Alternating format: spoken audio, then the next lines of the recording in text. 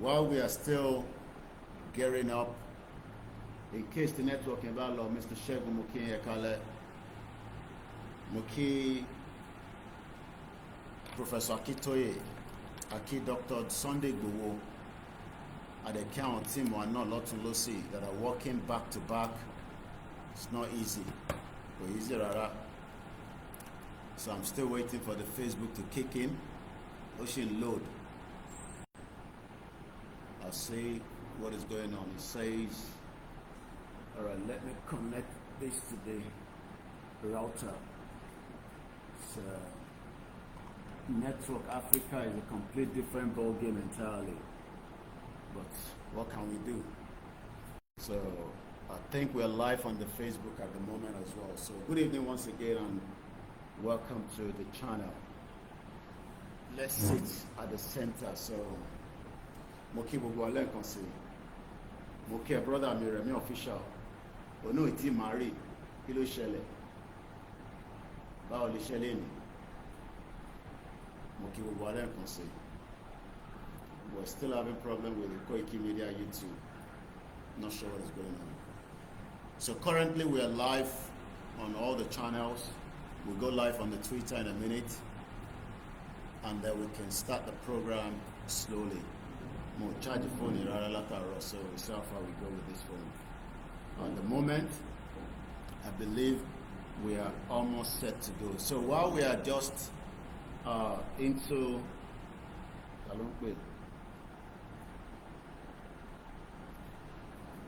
mo wà lórí program bá jẹ́ ìpín tí bá ṣe tán ṣàlàfíà lẹ́wà ṣá ṣàlàfíà lẹ́wà mo ti wà live lórí program ṣe pé bá wa sọ̀rọ̀ bí méjì mẹ́ta káwọn èèyàn kọ́tẹ̀ mọ́ tó ń ṣe kó má yẹ pé mi nìkan ló máa ń gbọ́ pé Nàìjíríà ò ṣiṣẹ́ ṣe máa bá mi sọ̀rọ̀ ṣe máa ọ̀rọ̀ ẹ̀jẹ̀ ń connect mọ́ speaker káwọn èèyàn lè gbọ́ yín ó yá ẹgbọ́n sókè wọ́n ń gbọ́ yín àwọn èèyàn ń gbọ́ yín sà.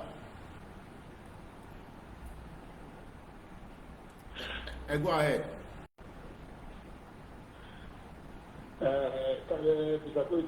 Kálẹ̀ sà. Òdu àgbè ẹ̀kọ́ bó ṣe ní ọkàn rere fọ́mọ Yorùbá. Mo súre fún ẹ tọkàntọkà. Torí tọmọdé bá wà tó jágore èèyàn tó bá ń ṣe tí bàbá yẹn tó ní bàbá ṣe bàbá láàkì bàbá yẹn bàbá mi kalẹ̀. Ẹ ṣe gan ni sà. Ẹ kálẹ̀ sà. Ó ṣe nílẹ̀ àwọn fọ́mọ Yorùbá gidi gan. Ó ṣe mí láàbí gidigidi fún wa.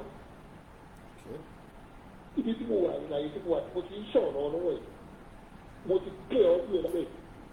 Gbogbo nǹkan tó ṣẹlẹ̀ bó ṣe lọ nǹkan tó fẹ́ ṣẹlẹ̀ bẹ́ẹ̀ ni ìfàṣẹ̀mẹ̀ bí ìfàwọn èèyàn tọ̀ fún wa tọ̀ bẹ́ẹ̀ etí àti tí. Mo tó ń ṣẹlẹ̀ kò sí kankan pa Yorùbá yúrò ọ̀rọ̀ owó nìkan bá ti fẹ́ fẹ́ ìkòwò ni fún àti èkéà. Yàrá gbé ìpàdóńdó wọ́n táyà ní Èkìtì o wọ́n táyà ní Ògùn state o wọ́n táyà ní Lagos state o kò kọ́mọ Yorùbá o wọ́n ti bí pé everybody are corrupt. Yorùbá ti fẹ́ ṣe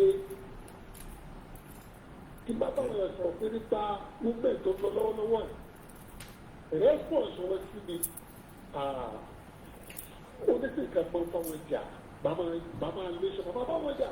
Táì bọ́dí ètò bá ṣe ìwé táì báyìí bá fẹ́ ṣe nǹkan tó lọ sí wọ́n àti ẹgbẹ́ gbàgbà bá ẹbí ẹlẹ́jà ní gbogbo ẹ̀ṣká mi.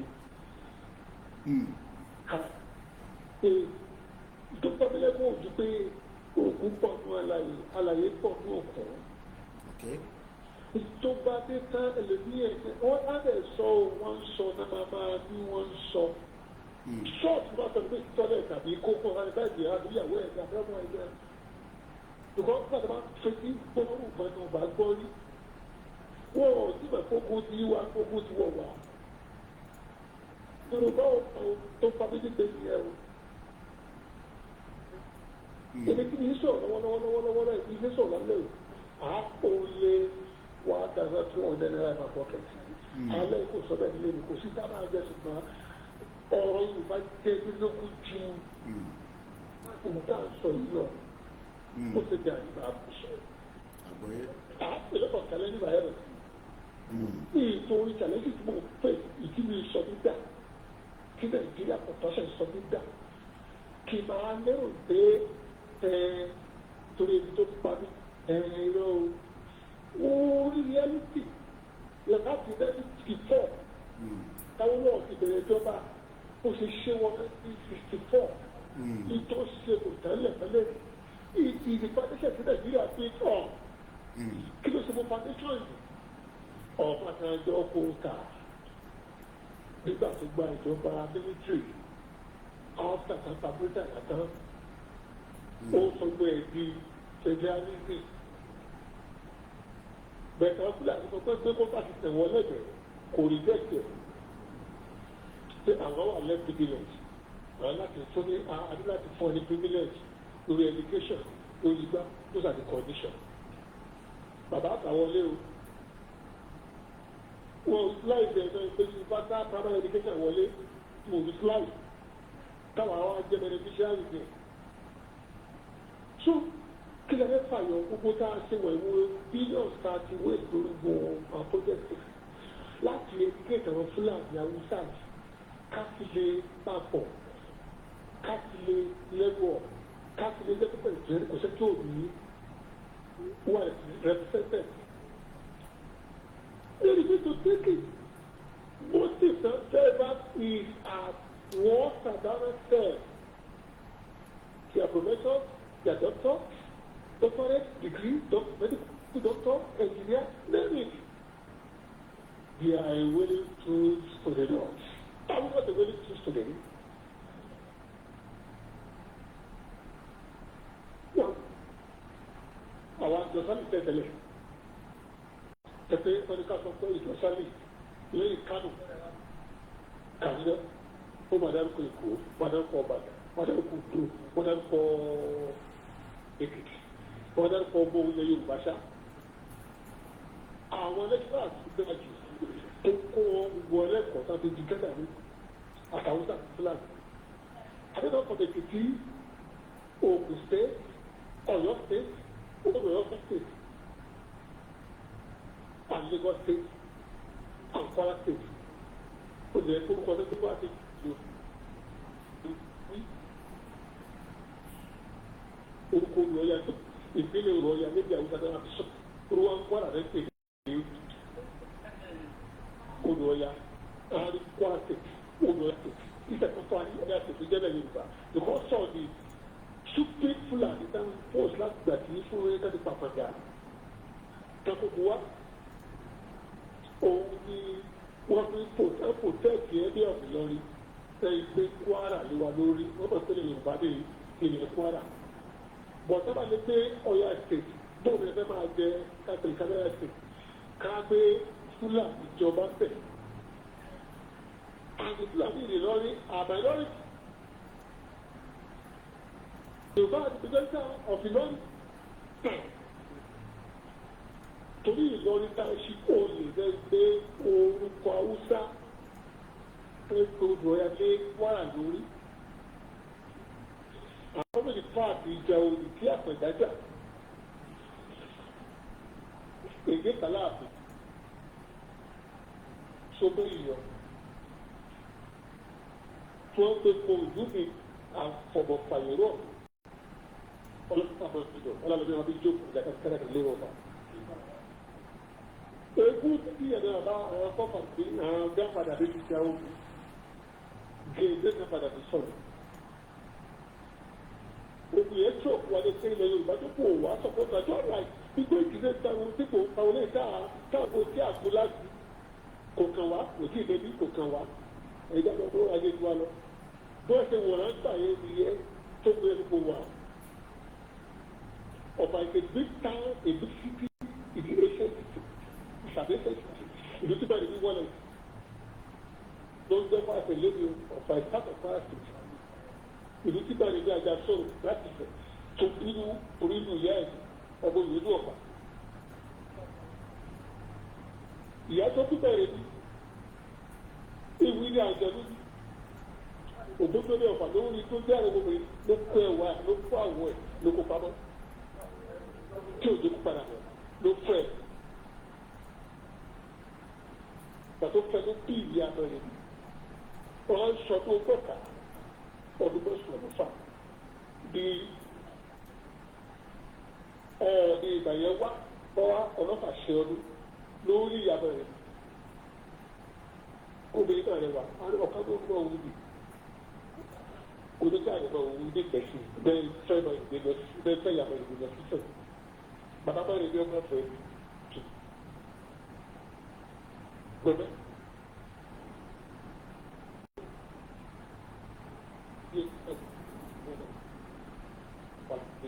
Ilé ẹ̀rí tí o nínú.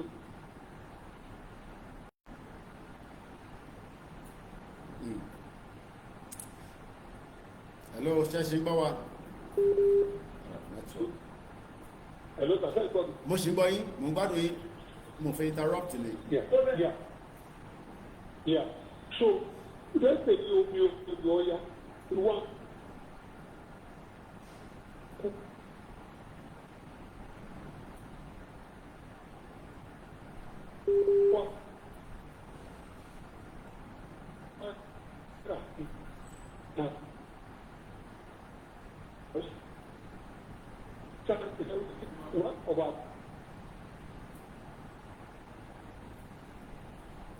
All right. Greetings, the warlord of Fulani says, Kalala sat on the throne of Olofa for good 1 year, 3 months, 3 days. Gbogbo Ọ̀ṣun state wọ́n sá lọ gbogbo ìkùkù ìkírù ìlà èdèdè tí àwọn ẹgbẹ́ àtàgbẹ́jẹ́ sánú wọ Ìbàdàn ó kú Ìbàdàn lórí ìgbé the one not there was taught Ogunmọ́lá but Ogunmọ́lá was a commander as well ló wá ojú ogun yẹn pẹ́pàdé wa ṣògbó ní bá ṣe tó ṣògbó wà ìlà ìgbà gbogbo ìlà ṣògbó ilẹ̀ ọ̀pọ̀ yóò kú jà jù lé kàn tó sọ̀pọ̀tù wa ní Ògbómọ̀ṣọ́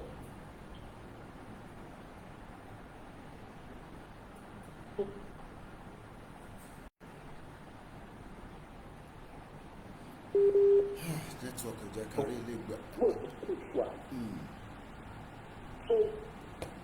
Láàfin wíìlì òkú yẹn kàbílẹ̀ Fúlàní wọlé bàtàrà fọwọ́ sí ẹ̀dẹ̀ títọ́ sí ẹ̀dẹ̀ pẹ́pàdé wọ́n tẹ̀lé kéré ìgbókà ìgbọ̀fà ìsàlọ́ ìgbófúrò whoever go over.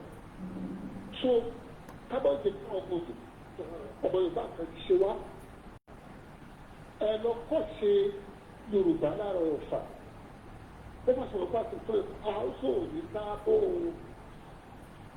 àwùsọ̀ òní sáábò kọ́nà ìpẹ́jẹ pé ní alápàtà lọ́fà tẹ́lọ bá kábíyèsí àgbà ọ̀nà ti tẹ̀kún àríwájọ́ yìí. Ìtọ́ rẹ̀ ṣé gbàgede ní iṣẹ́ ẹ̀bá wí alápàtà ó lọ wà gold. Wọ́n ló ṣẹlẹ̀ sọ ní kẹ́kẹ́ pẹ̀rẹ̀ ní tọ́lùkù rẹ̀. Ilé kálífà ní oṣù síbà tí wọ́n ti tẹ̀lé ọlọ́ba kí ìlú òdòdó ní Ọ̀fà òkè fún gbàgbọ́ pé òun di olórí ìlú yìí ẹgbẹ́ bá ní tẹ́tí pẹ̀rẹ̀ yẹ bẹ́ẹ̀ ló lórí yìí níbẹ̀ olórí gbọdọ̀ kébé ìlú tó bá ti tẹ́tí ìlú ọ̀tún wọ̀ ẹ̀tù lábẹ́ ẹ̀nà pẹ̀rẹ̀ yẹ ẹ̀sùn wọ́n yìí lọ. Ògbọ̀n wọn láyè kẹ́ establish ibi ìdí ká sábó lọ́pàá rẹ̀. Ó dàbọ̀ ń sọ kíkẹ̀rẹ̀ wọ̀ ẹ bá fi gbàgbélé bàbá ó sọ̀kò ìyàwó di Yorùbá á ti pàgọ́ ìyàwó gbàgbélé bàbá wa ọ̀kan náà ni wá ìlú ọ̀kan náà ni wá Nàìjíríà tẹ́lẹ̀ ni wá àwọn ṣe Nàìjíríà kan. Wọ́n sábà jọ gbé pọ̀pọ̀ ní ọ̀pọ̀ òwúrọ̀ pé gbàgbé bá ṣe é ṣe kábàá ni wọ́n tọ̀ á ti gbàgbé Nàìjíríà ti tẹ́lẹ̀ pàṣẹ ṣùgbọ́n ètò ìfàṣọ̀bù wa lójú lọ́yìn náà tó sùkúrò sí ìgbà tí wọ́n bẹ̀rẹ̀ kó ti ṣe kílẹ̀ tẹ́lẹ̀ tó fẹ́ kí ẹ̀jẹ̀ ká tó lórí pé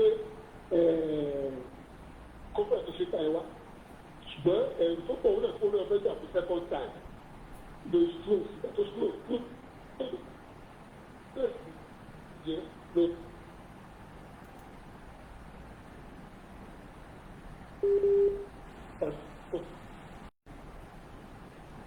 ibi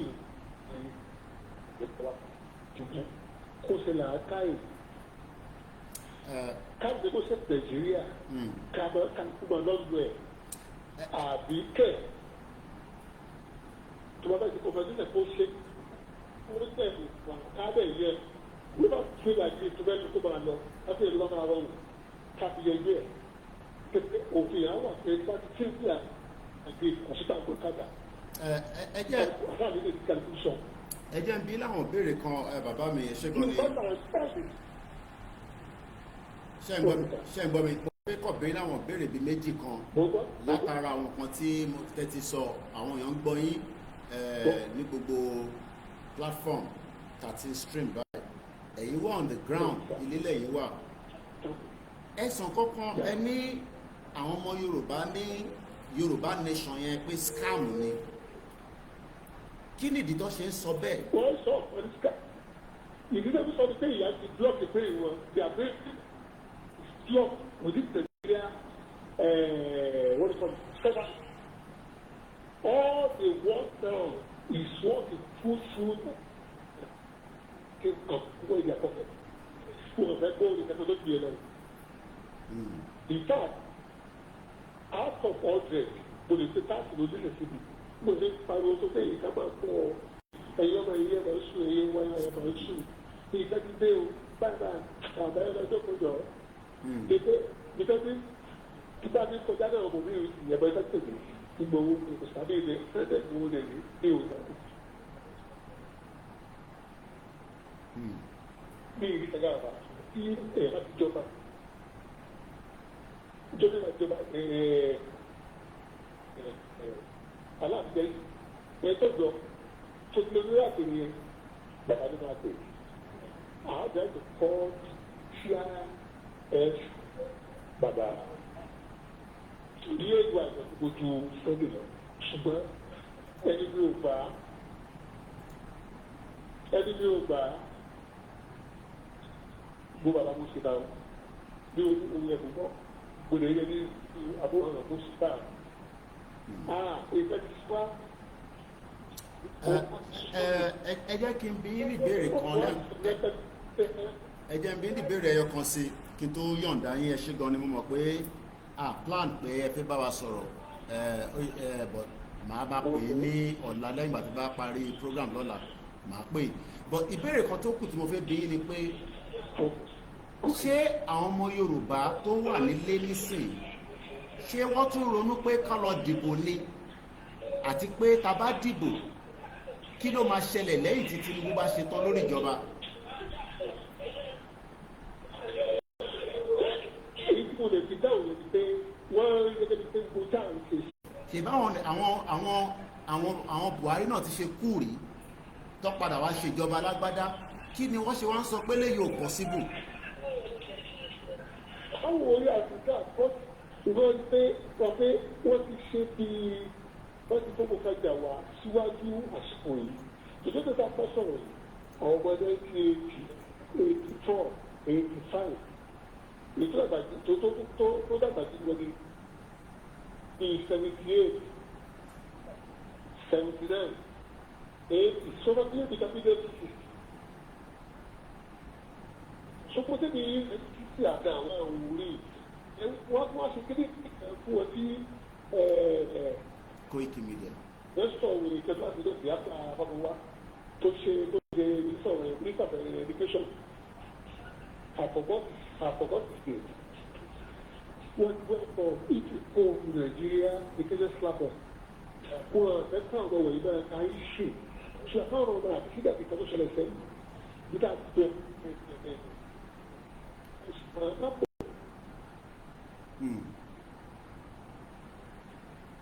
ó dà ẹ jẹ́ ká fi bàbá wa sílẹ̀ ṣé gan ni apparently ìmọ̀ tí wọ́n sọ̀rọ̀ tẹ́lẹ̀ kó tó di pé àbẹ̀rẹ̀ program ẹ má bínú ẹ̀yin wa the network is also having a big impact on our transmission at the moment but we can only manage it mo kí bàbá mi JP ẹ ṣé gan mo dúpẹ́ ẹ kú gbogbo wa mo kí gbogbo ẹ̀yin èèyàn wa bí ẹ ṣe ń darapọ̀ mọ́ wa mo ò fojú pa yín rẹ́ mo ò tó bẹ́ẹ̀ mo kí Mr. Adéwálé Abdulwasiu Mr. Ayinde Kamarode mo kí Igwe James Mr. Lukman Kilani mo kí yín Akínládé Akíndeméjì mo kí ẹ̀yin náà bàbá wa Fọlábí mo kí yín Mr. Peter Aládé mo kí yín Kim Romeo any audio is poor ẹ bá mi confirm is the audio okay now ẹ̀yin tẹ́ wà lórí Facebook orí Koikimedia this is what is connected to the laptop so let me know mo ń bọ̀ wá kẹ́hìn tẹ́ wà lórí YouTube the YouTube is bouncing in and out mo kí Mr. Ọlá Mike mo kí ìyàwó Ọmọtọ́ṣọ Ọláwùnmí mo kí Prince Adébáyọ̀ Shitu brother mi Clement Solomon ní Koiki it is the time to declare the Yoruba nation with all over Yoruba city, villages, town. Please, I like you so much, people. So discourage now. Thank you so much for your support. I believe that's a Biafra just encouraging us that we should not sit back. Well, we will not be sitting back, and that's why we are doing what we are doing. And I guess that the Biafra are pushing just like we are pushing. I hope that when we are coming out on our own rally, you all also might be doing something on the other side of the southeast so that we can shut down and and strangulate the system. That would be very good as well. Mo ní kí n má yọ yín lẹ́nu mọ́ ni pé kí n fi yín sílẹ̀ èyí tí ẹ bá mi contribute yẹn náà torí network yẹn ó ń bounce in and out so àfi tó bá yẹ pé tún ní kàn mí tẹ̀ fi bá wa add mọ́ ìtẹ́tí sọ́sà. Yeah, the network is not very good as well. Mo kí ìyá mi Tinúkẹ́ mo fi tẹlẹ́dùmarè mo fi kí yín tí Ọlọ́run ní Paul mo kí yín àṣírí ìkọ̀kọ̀ Ẹlẹ́dùmarè good evening Alhaji Muhyiddin Ọláyínká Ògúnwálé mo kí yín mo kí ẹ̀yin tẹ́tí darapọ̀ mọ́ wa náà ẹ̀yin tẹ́ wà lórí Koikimedia Odùduwà I'm using a mobile phone so the audio will be perfect àwọn tó wà lórí laptop ni mo ń sọ yes wọ́n ní wà òkè ní sẹ́ ṣé gan ni Alhaji Muhyiddin àwọn tó ń wò mí lórí screen tí ó ní máìkì ẹ̀yin tó kù orí fóònù ẹ̀ tí ń wò mí so mo kí ẹ̀yin ọmọ Yorùbá mo fi kíkí tí nítorí kálukú wa bá gbàgbọ́ gbogbo àná la gbà fún everything whether you are Muslim, Christian or a traditionalist it does not matter Yoruba people we are very reserved when it comes to religion. Ẹ jẹ́ kí n kí anthem wa then I want to take us to development of where we are right now. Many questions is coming at Koiki. Where are we? I am not the only media, but many people believe that as Ọmọ kan tí Ọlọ́run fi kẹ́ wa in this movement that is dedicated, I tend to know a lot. Yes, I know a lot, but there's little I am allowed to reveal to you. I don't have a date for the rally. I know that the rally will be coming. Baba Akintoye confirmed that again on Saturday when I was with him. It is not going to be long anymore, I can tell you that. But I don't have a date. So, Mukeyi Inyawa. So, and then we will kickstart the program. Please share the program. Invite others to also participate. Nigeria is going through a lot and it is about to shut down at some point because 51 people were killed in Plateau State again. It means nothing to us because we're too many people, but it means a lot to some of us.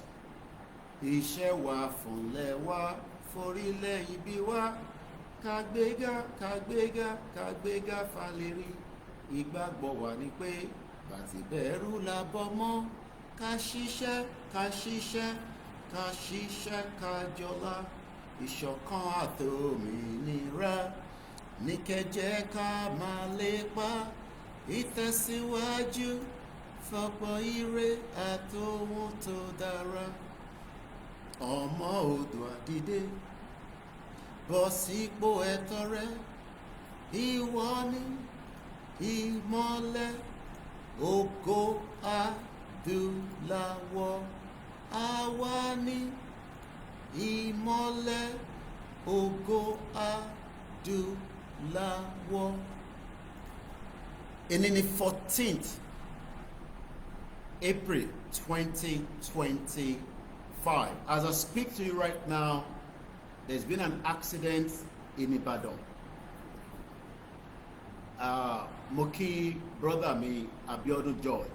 We have a lot of independent reporters that send me authentic, organic news. So if you wonder how I know what is going on across Nigeria and around the world, I have a lot of freelance, and some of them I'm not paying them for the service, but it is important that we also, give them the credit.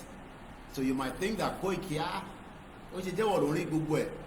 that is the beauty of working hand in hand with many independent freelance media. So Moki brother me, Abiodun George, he actually sent us that update. If you are not on the Koikimedia WhatsApp channel,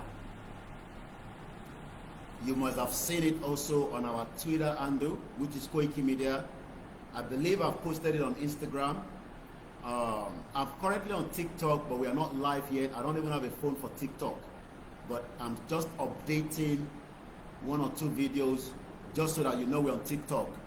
And I don't want anybody to an imposter, because a lot of people are creating different Koikimedia and Igbowo, and we all know what they do with those kind of information. So Moki brother me, Abiodun George, for giving us the report from Ibadan. So somebody's just confirming that they've seen that images. They're very terrible. That is the current situation. Emma Binu, when I'm speaking in English, I think it's because I live in UK for too many years. So, all right, let me bring Bishop in, because when Bishop calls, I don't want to cut him off, because Bishop is also one of our strong Yoruba financial. If Bishop was in UK, I'm not speaking because he's calling on the program all the time. These are people that we can go to for financial advice. And though in America, you are always aware of this, and UK and Europe, you would have what they call a financial advisor. I'm a Yoruba, and I'm talking because somebody sent me a message today, later on when I went to Shiruba, because the person was asking that he trusts me, he trusts Igbowo, he trusts Babakitoye, but is skeptical about Bishop. And I'm thinking, why? In a movement like this, we need experts from every field. I am not a financial advisor. I am not in the banking sector. I am just a media. We need people that are expert in every field.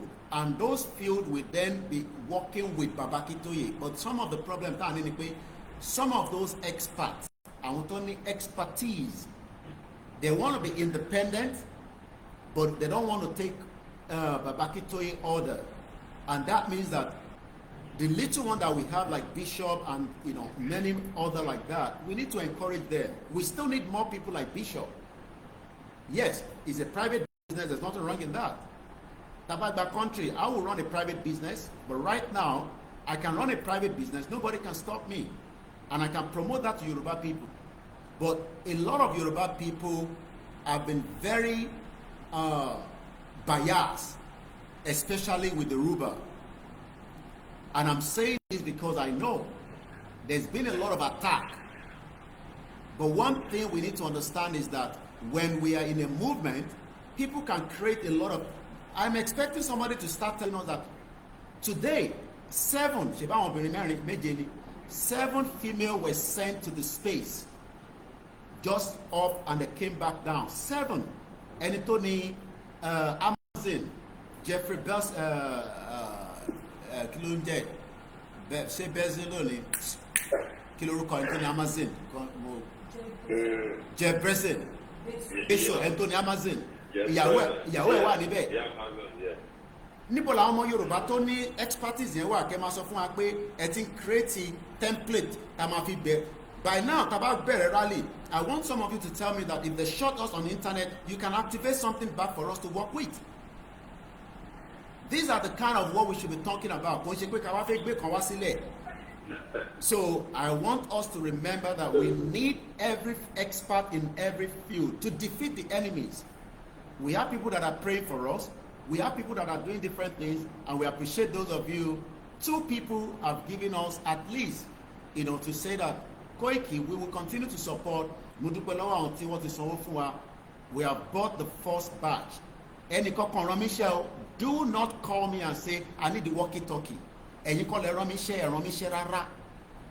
I know where the walkie-talkie is needed at this particular. 2021, nobody call me and say, I need the walkie-talkie. If we have 1,000 walkie-talkie, I know where that 1,000 will go. Only 100 is not even enough. At the moment the first batch has arrived, we are getting more tomorrow. We are still not even half of it already. But sometimes we just want to see action. Action, bro. There will be real action this 2025. I am on the ground. I can tell you that action is coming.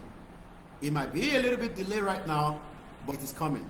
And when I mean delay, everything needs to be well planned. Social media. Bishop, take over. Yeah.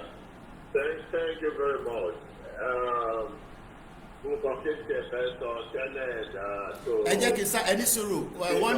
Bishop, why are some of the home-based media not talk about the mega rally? Let me put it out again. Oloye told us more than 2 months to 3 months ago in a meeting, all the medias were there, that there's going to be a mega rally. Again, Babakitoye confirmed it on the Yoruba World Media on the 5th of March while I was in Africa. Mo recorded, mo modate lori. 5th of March. Prior before that, Babakitoye has been telling us. So, town media to talk about promote rally. I cannot speak on their behalf. And you tell them about promote rally. Town on option me. Share a YouTube video. Oya. Tinubu ti yàgbẹ́ sára Fúlàní ti pa wá ìyẹn la máa fi gba Yorùbá nation ìyí ta fẹ́ fi gba Yorùbá nation gangan la wà lẹ́nu ẹ̀ báyìí nǹkankan dẹ̀ ló máa lead sí nǹkankan àfi máa fi gbogbo ẹnu sọ̀rọ̀ tán ni and wọ́n dẹ̀ ti wọ́n ní mi pé kí n wà very because this is the biggest platform kò ń ṣe pé mo fi ń dẹnu Yorùbá World Media is big but this platform is important because gbogbo tí mo ń ṣe DSS gbogbo wọn lọ monitor ẹ̀ so and I've been told by the people behind the scene that I should make sure that when I'm talking, I decode a lot of things. So because we can't give everything out. If I give everything out, the enemies will be there waiting for us. Bishop,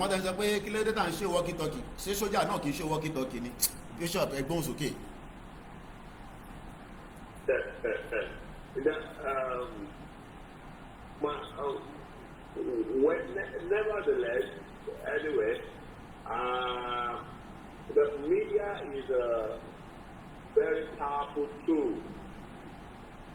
A very powerful tool for education, for entertainment, for information, also for propaganda. And we have to always look to, even when people call me and they quote what they are insinuating. Now, wà láti tàbí àbá tí ó sọ̀rọ̀ in first place. Tí ó bá ní ọmọ yóòtù kan ní Nàìjíríà nílẹ̀ Yorùbá tó ní sáàmù ní Yorùbá nation, ẹ̀kọ́ pé kò sínú yàrá wọn àníbi wọn.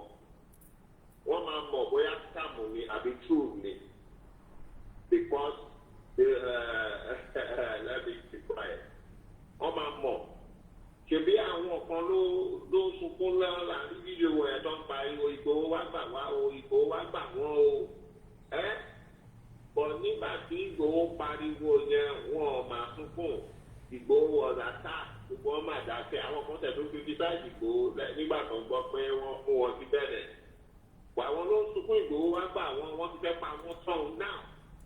So if there are any youth who is a Yoruba saying that Yoruba nation can be one, we don't need them. They should stay wherever they are. Then one must be living in Yoruba nation very soon. So we don't need that advertisement. What our people need now is sensitization. Something is coming. And you need not to live denial. Your workplace and take charge of your environment, your community, your street, your road, every àwọn tó wà lẹ́kọ̀ọ́ lọ tó gbòòsè àwọn tó lọ wà ló gbòòsè kò lọ sí Ìbàdàn àwọn ibi tó wà ló máa wà. But then you will take charge. All of you will take charge. And number two, wọ́n ti kọ́ lé ní.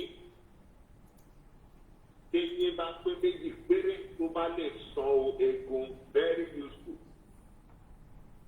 We don't need much crowd like they are in what they are thinking. Wípé wọ́n fẹ́ ṣe rally lọ́kọ̀ kóra wọn jáde. So ọlọ́pàá tún kí wọ́n wá pa àwọn èèyàn dànù.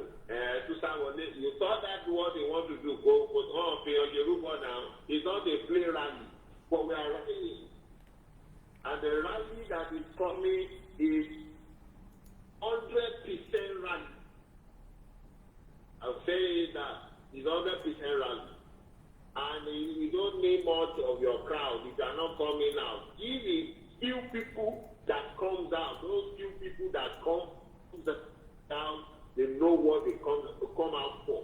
And they obey instructions. That you create, that you see. And that the entire citizens of Ukraine on this board one house, simple land, tí gbogbo àwọn ìlú tó wà ní agbègbè wọn ni. Àwọn kéréje tó jẹ́ ajagun lórí sínú ìlú pẹ̀lú pẹ́sidẹ́ǹtì wọn tó ń bá ìhó kó Russia pa. Russia ọ̀pá gbogbo wọn ló tán o. Wọ́n ní negotiate báyìí wọ́n yẹn pa Russia náà. Lẹ́yìn Russia kọ́ làwọn náà pa Russia padà. 50-50 lógún. Ẹni tí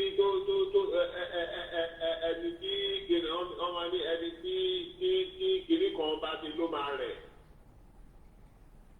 So we are not scared of we are not scared of what Nigeria can do or what we get. Everything about Nigeria is understood. Nobody is undermining Nigeria. We know Papa Million ni wọ́n.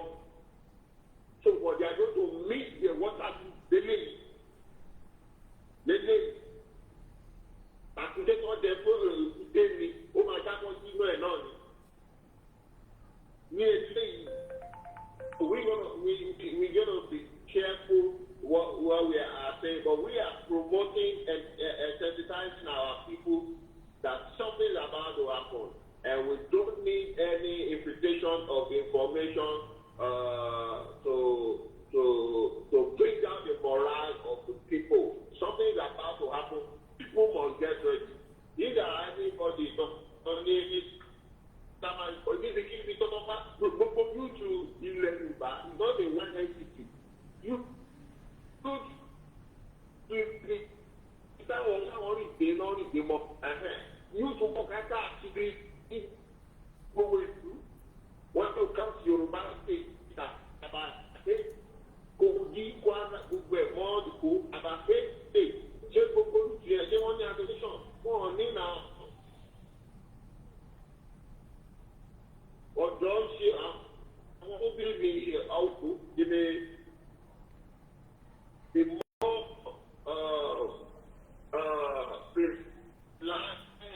than I also near or to one bear cat or this where I bet your journey. I want to what the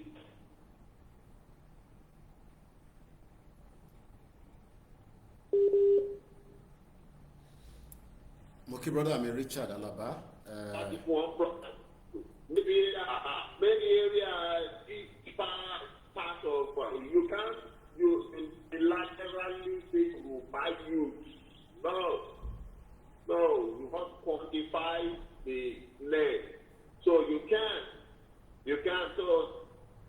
just trying to correct what the Baba portrait. Àwọn YouTube ti rí àtọ̀tọ̀ tí wọ́n kọ́ tó ń sọ nìyẹn, but there are youth.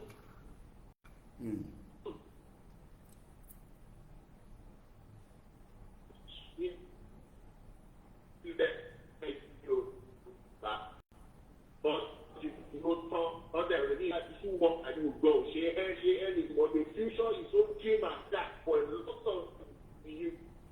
And when I'm talking about youth, I'm not even talking about those under 20. I'm talking about between 25 to 35. Some of them come on, they go to an something, you don't marry, and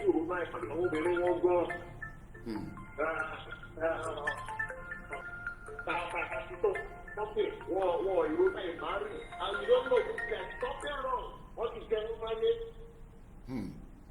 What is getting married? And because they thought there's no essence.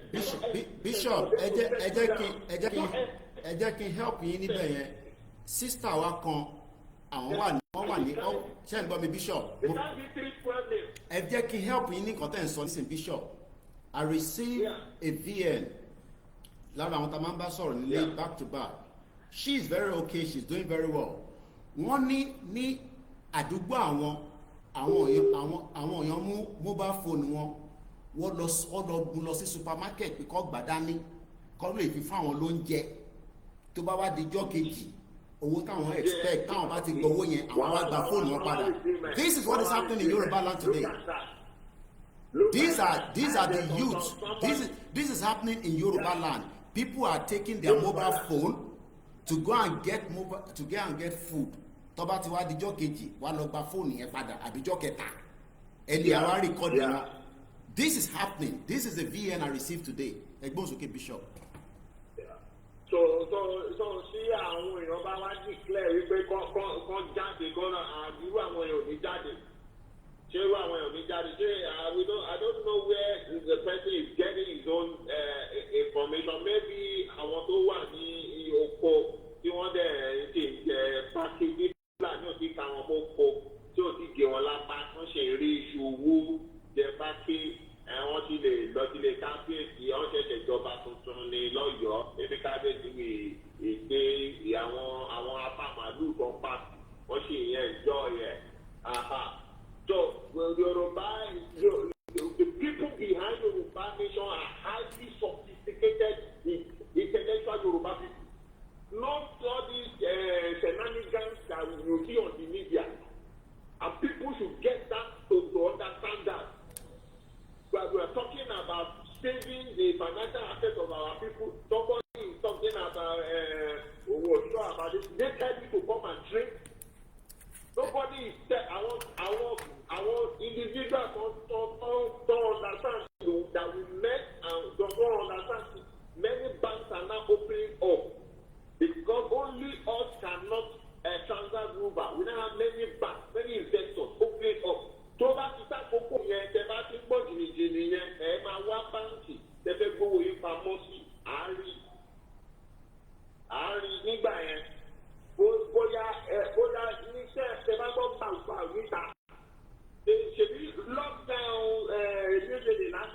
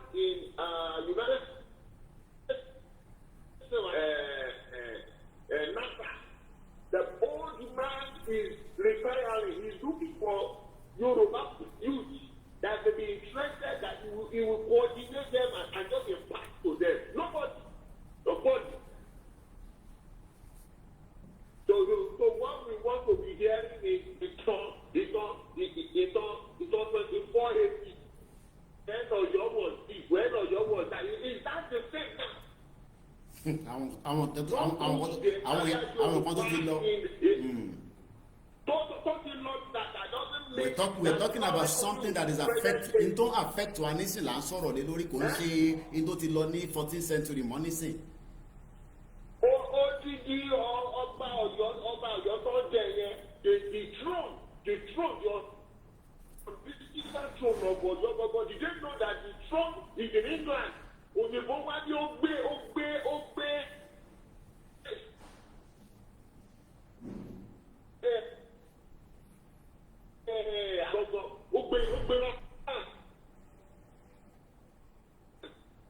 They don't know what that means. That's a conquest. Wọ́n gbé mi ìlà wà tó jẹ nígbà ìdí yíyà ọkọ̀ síbẹ̀ pé àga rẹ̀ trómẹ̀n wọ́n gbé lọ síbẹ̀. We saw ilé ajé from Lagos that was taken also to central London. You see ilé ajé bẹ̀. Òyìnbó ní èdè òyìnbó ní ilé ajé. Àdèrò ti ilé ajé hàn ní. Gbogbo you don't know they are colonized. We are talking about liberating ourselves. The Jews liberate themselves all over the world. Wọ́n bẹ̀rẹ̀ sí ọkọ̀ owó papọ̀. Wọ́n bẹ̀rẹ̀ sí dá ọkọ̀ owó papọ̀. Wọ́n bẹ̀rẹ̀ sí dá owó. When the first part landed in Tel Aviv, the rest started moving back by back every month, every year. But they don't fear to die. Àwọn Arabs also around the world immediately want to attack them. Wọ́n lò nǹkan tí wọ́n ní ìdìbẹ̀rẹ̀ ara wọn. Wọ́n tẹ̀ ìdìbẹ̀rẹ̀ ara wọn títí dé ní àjà ìfọ́njú ìyẹ̀sẹ̀rìsì. Ọ̀ọ́dì ìlera kò lórí ilẹ̀ wa báyìí. A ti wà lórí ilẹ̀ wa. Wọ́n ìtúrọ̀ fẹ́ ba ilẹ̀ wa ni o. À ń ṣe kámi. Mo ti sọ the other thing. Mo ní Ọlọ́run má jẹ́ kí wọ́n fi Yorùbá sùtọ̀. Wọ́n máa ń ní pépà àti ní Yorùbá ti wá. Because ibẹ̀ ẹni kan làlàáfíà sì wà fún Yorùbá for now. Let me just stop there. But what I want to put straight is that our people, we should not live in denial. We should get ready. Something is about to happen. Whatever they instruct you to do, be doing it. Don't rely on Nigeria for now. Even the DSS, the directors, say you people should not rely on them or on the military or on the police. And you are seeing that by yourself, by the action and everything. They said go and defend yourself from your community and let them know how they will guide you. Now, we are telling you that something is about to happen.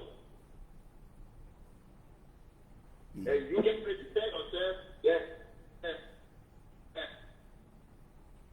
organize yourself to rise up and let what you put bomb Fulani Iran. Instruction like the north ni wọ́n ní. Ẹ̀kọ́ máa gbọ́ gbàgbàgbà everywhere. So ó ètò ẹ̀ máa pariwo nígbà yẹn. If you don't do something wrong, just goddamn fucking pray. If that is what you will talk, then you want to die. Who wants to die then? If your business, you cannot protect your community, protect yourself, defend and defend your control and take it to see you. Yes.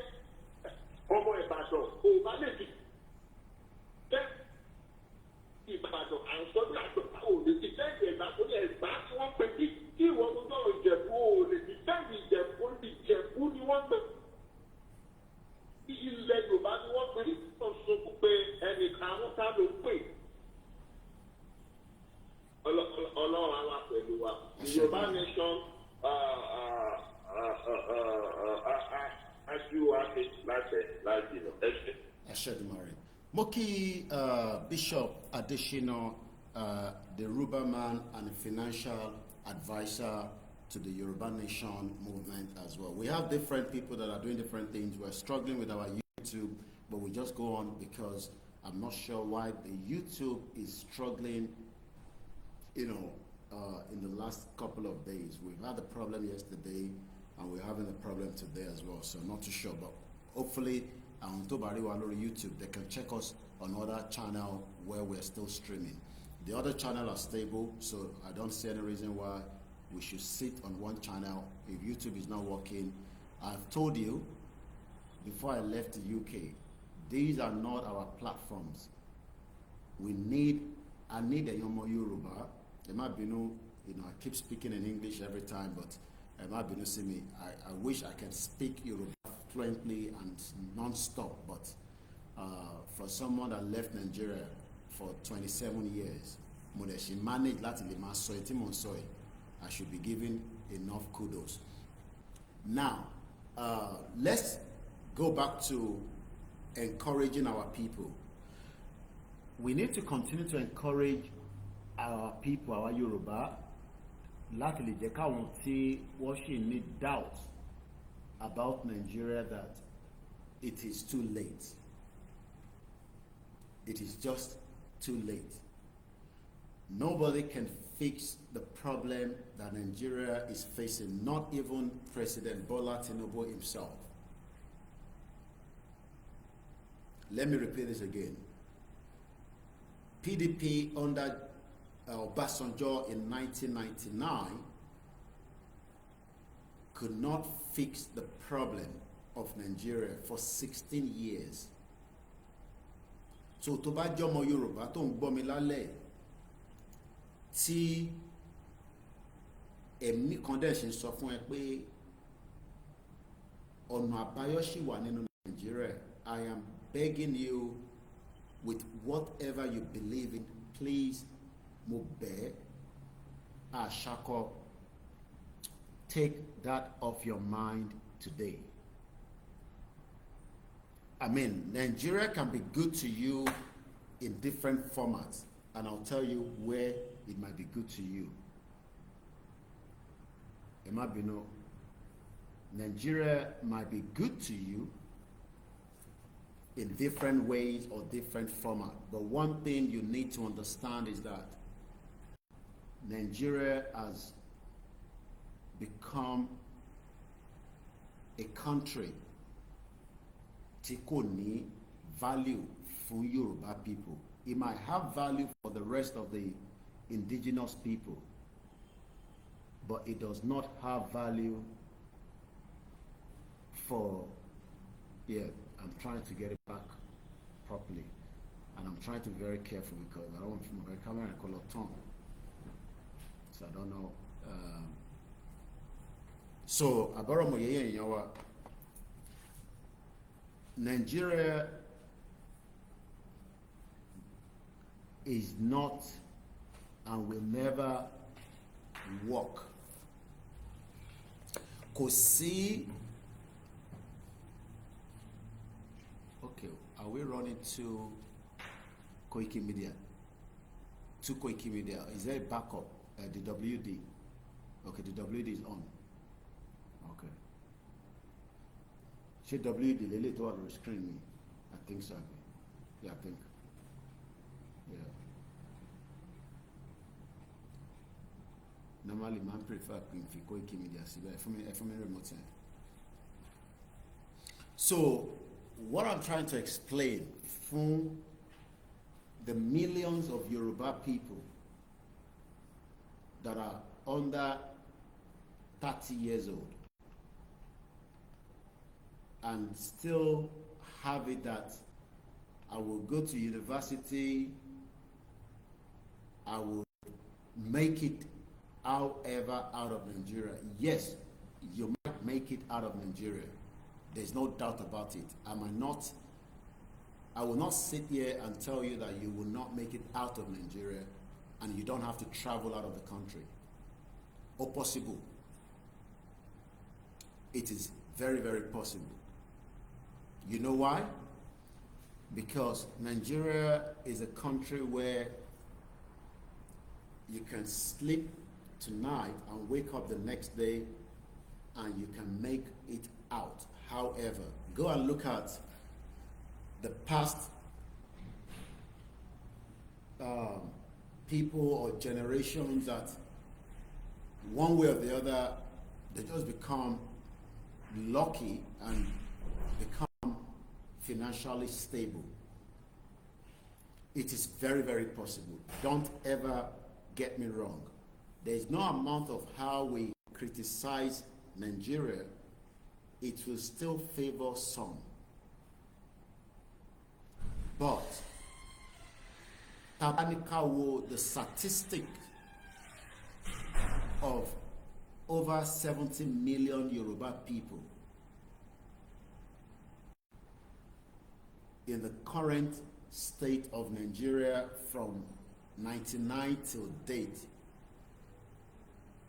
10 million have made it out to be financially buoyant and everything is working for them in the last 1999 till date, approximately 10 million. But do you ever have feelings for the rest of the 60 million? Let me tell you, as a Yoruba man, are you comfortable that you are seeing 60 million of your people that cannot survive due to the fact that we did not know previously that the problem was not leadership? Because they've changed a lot of leaders within their political status. The problem was what Britain wanted, that 10 million Yoruba people will survive, but the remaining 60 million will be underneath the foot, being controlled and manipulated. In America, there are poor people. In the UK, there are very many poor people. But the system is still there to support those poor people. So fighting for Yoruba nation at this time is not a personal problem between me and you. It's a personal problem between we and those that wants to keep 60 million of our people below par. And we must reject that.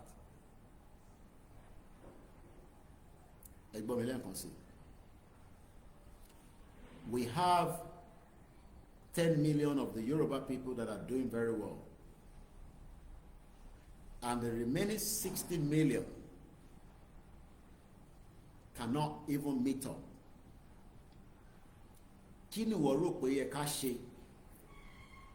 Number one, you will not be able to penetrate and break the current cycle of the politicians.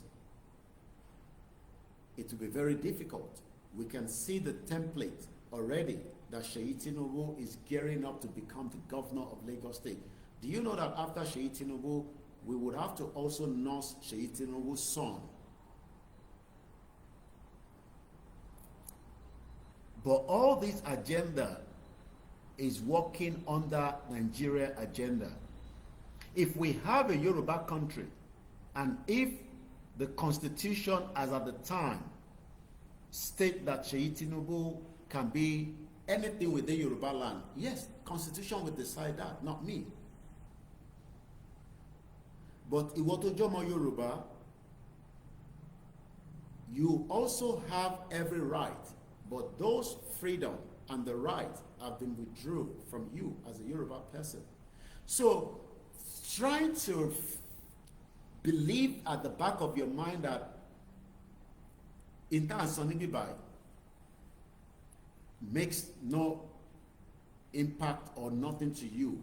Yes, we understand, because that is the kind of what Britain wants.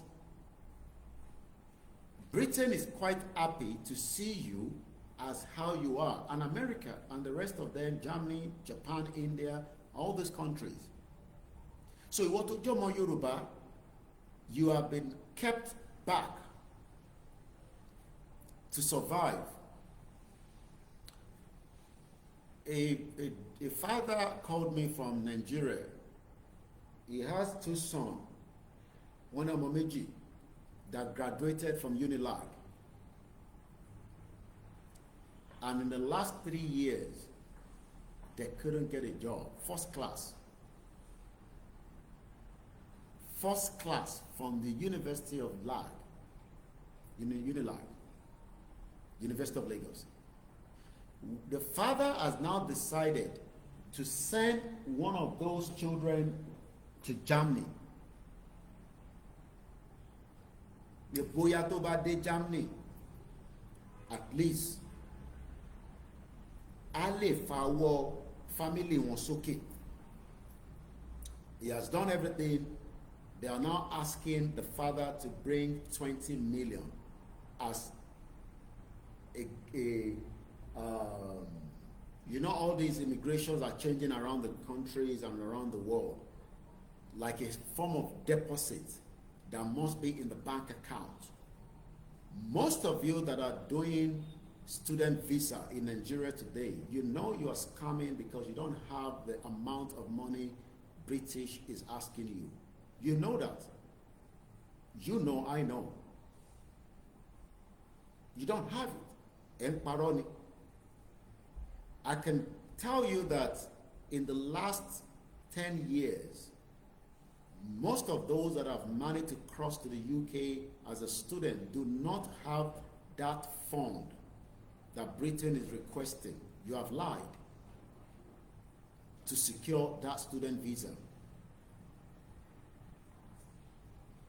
But what you do not understand is that you don't need Britain if Nigeria was okay.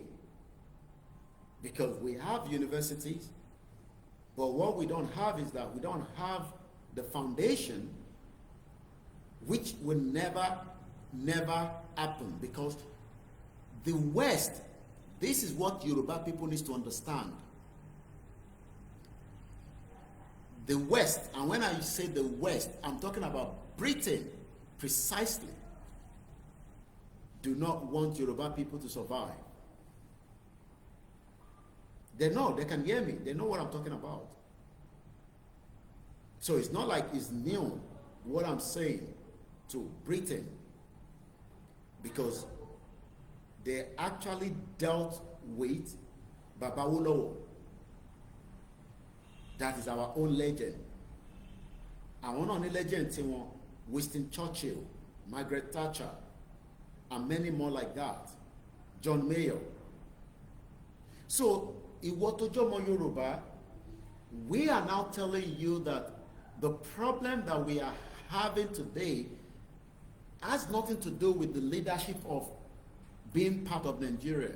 It is an agenda not to allow Yoruba people and the rest of the indigenous people, not to put them aside, to be exactly who and where we want to be.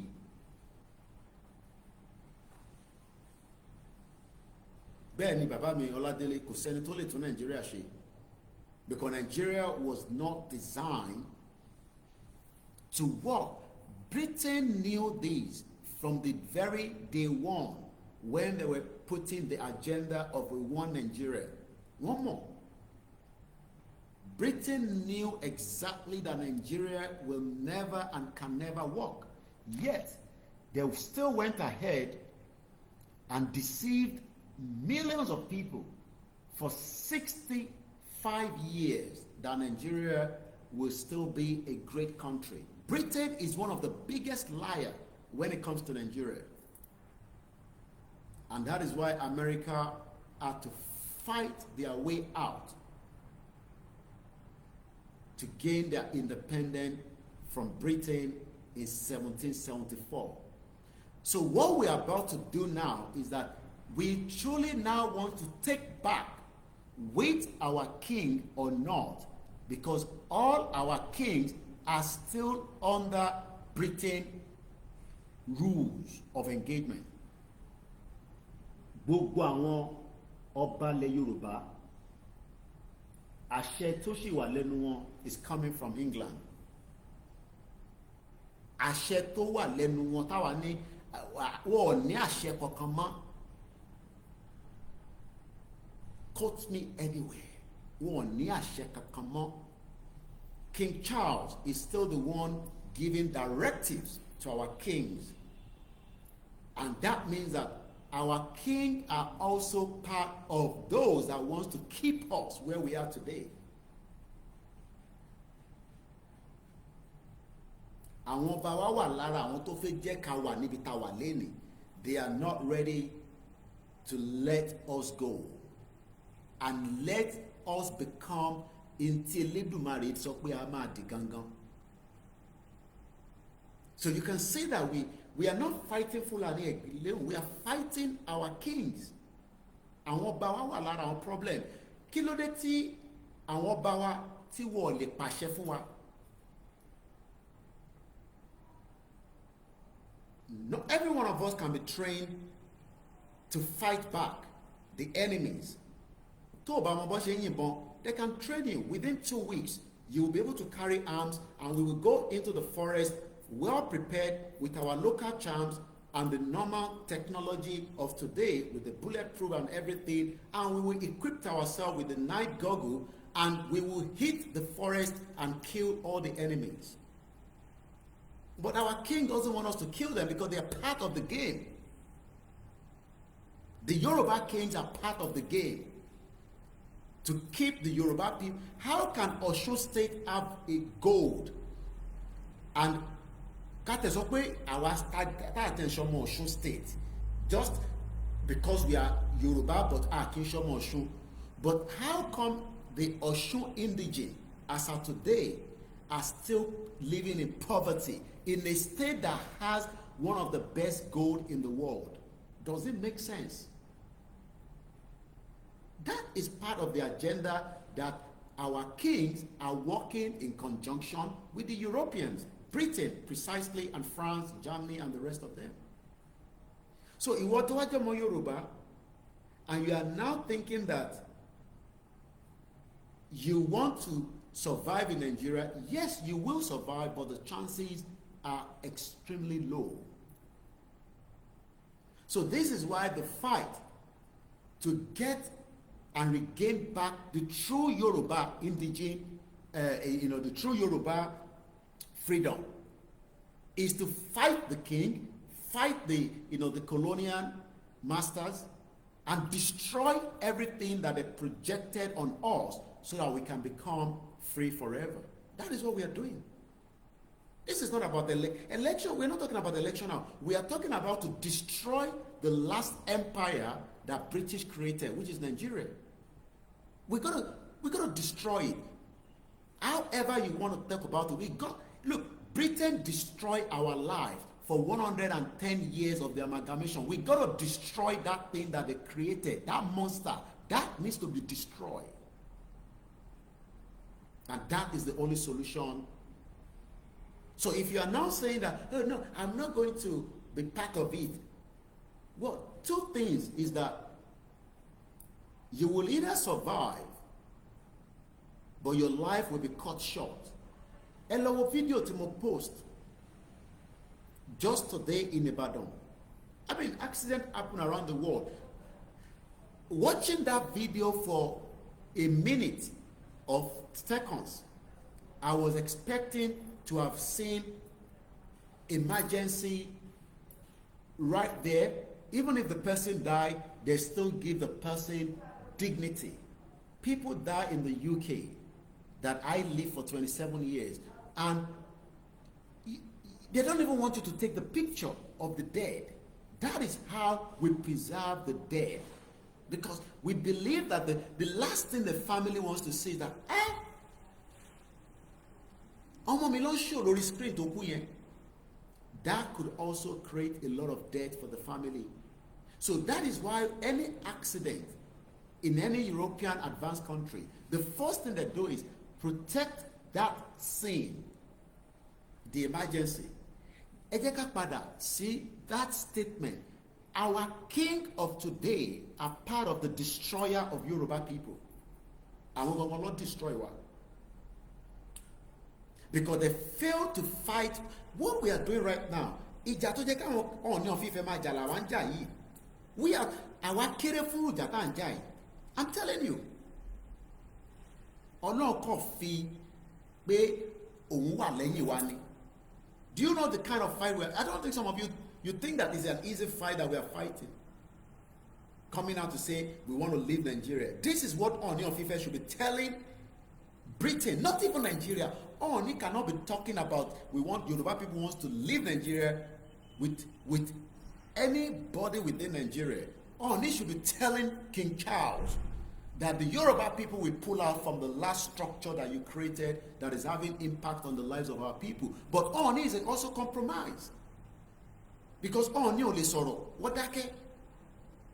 I will wait to see what the new Alaafin will do, because the old one, according to what we're told, was going to do something, but he never did anything. I met him. I know a lot of things I asked him that are still not something I can share with you on the social media. I'm talking about Ikuba Baye Yitano. I met him not more than these are the people that are meant to be fighting on our behalf.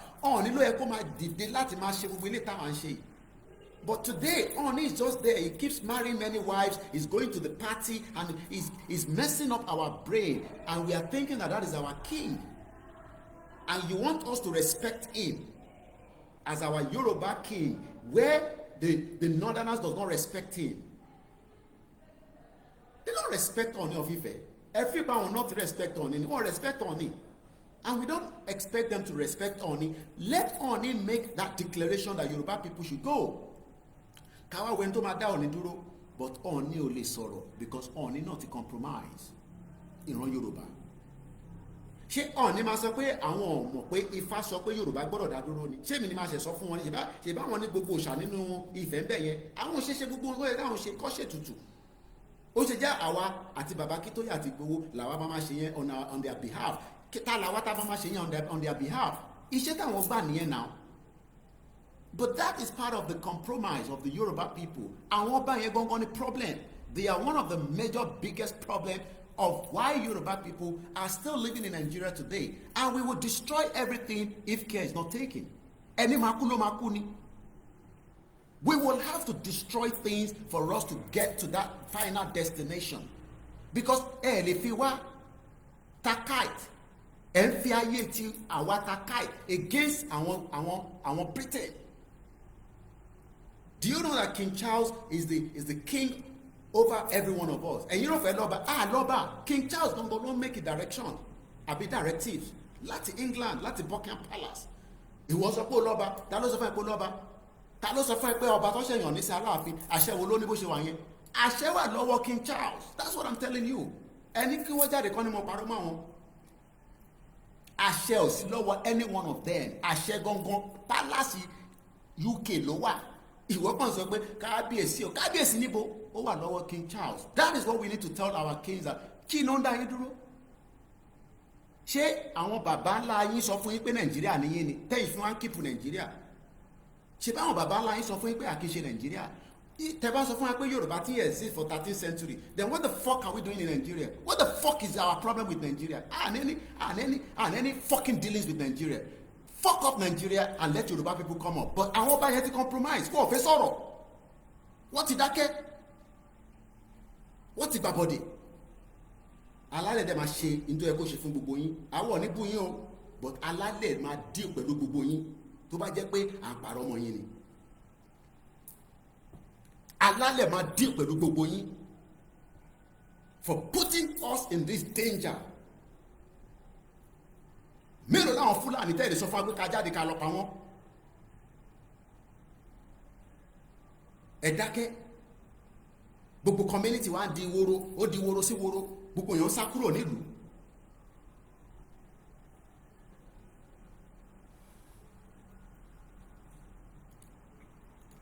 Let's take you to Channels Television, November 26, 2020.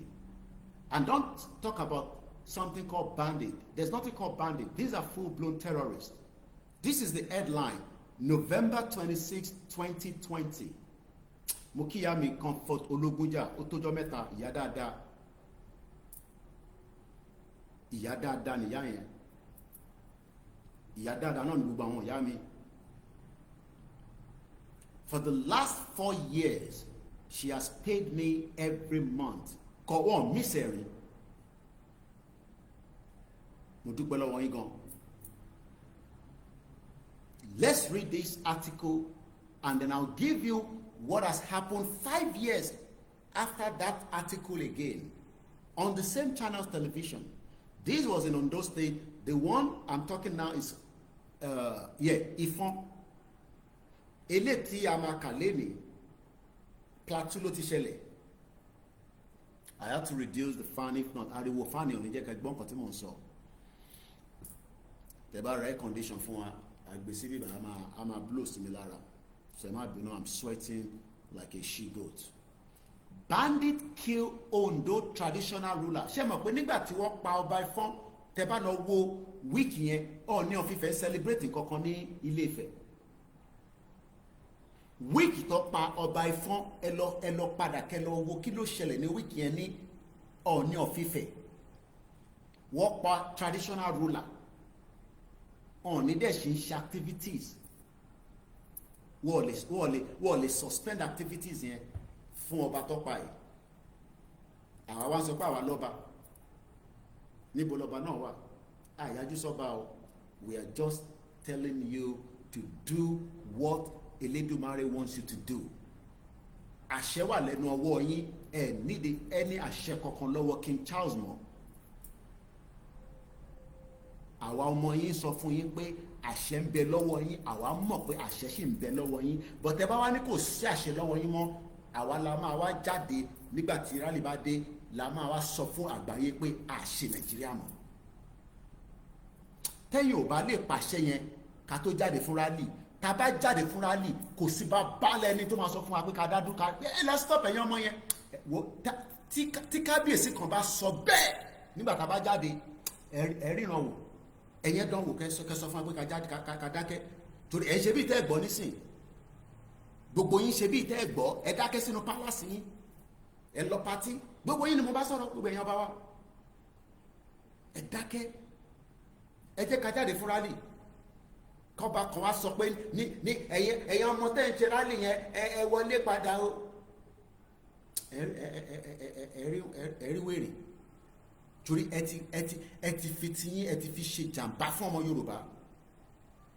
Ẹ̀yin wá ń gba mọ́tò lọ́wọ́ gọ́ọ̀mẹ̀ntì, ẹ̀yin gbowó lọ́wọ́ wọn. Wọ́n fún gbogbo yín lówó nígbà tá Abacha wà níbẹ̀, gbogbo yín lọ́nà ẹgbowó. Àbí ìbẹ́ẹ̀ náà lẹ pa Abíọ́lá. Abíọ́lá dẹ̀ fún gbogbo yín náà lówó, ẹ padà pa Abíọ́lá náà. Ìbọn ọmọ yín la Abíọ́lá. Ṣèbẹ́ ọmọ so bẹ́ẹ̀ ṣe pa Abíọ́lá náà lẹ ti fẹ́ pa wa. Nígbà fún yín o. Àwa generation yìí asínwín gan nígbà fún yín. Jẹ́rí lórí social media yìí, eléyìí tá a ṣe ń ṣe preambles ni. Ẹ jẹ́ kí bàbá yẹn, bàbá Akíntóyè yẹn, ẹ jẹ́ kó tètè fún wa ní déètì. Déètì yẹn làwọn èèyàn dúró dè. Bàbá dẹ̀ ti ní kò ní pẹ́ mọ́. Déètì ní kí bàbá fún àwa. Káwá wo tó máa ṣẹlẹ̀. Ẹni tó tí ìdásọ́rọ̀ walkie-talkie, a dúpẹ́ lọ́wọ́ àwọn yìí tí ẹ bá wa dá sí. Mo dúpẹ́. A ti ra the first batch. Ní sọ̀rọ̀ lórí bíbá. Mo máa ka comment ìyá mi Comfort Ológunjà. Wọ́n ní Ọọ̀ni will not support Yoruba freedom. Bẹ́ẹ̀ni, if you are waiting for Ọọ̀ni of Ife to endorse Yoruba nation, irọ́ lẹ pa. Ọọ̀ni support wa. But àwa la máa encourage Ọọ̀ni nígbà tá a bá ti wà lójú títì pé kí Ọọ̀ni náà gbé nǹkan jáde ká fi bá wọn jà. Bẹ́ẹ̀ni, gbùtùgbùtù sì ń bẹ ní Ilé Ifẹ̀, àwa mọ̀ yẹn, ó dẹ̀ ń bẹ ní Ọ̀yọ́. Ọọ̀ni will not support Yoruba freedom because he is eating with Fulanis. Ọọ̀ni is an APC man, so he won't like Nigeria to break, but he will not have any choice.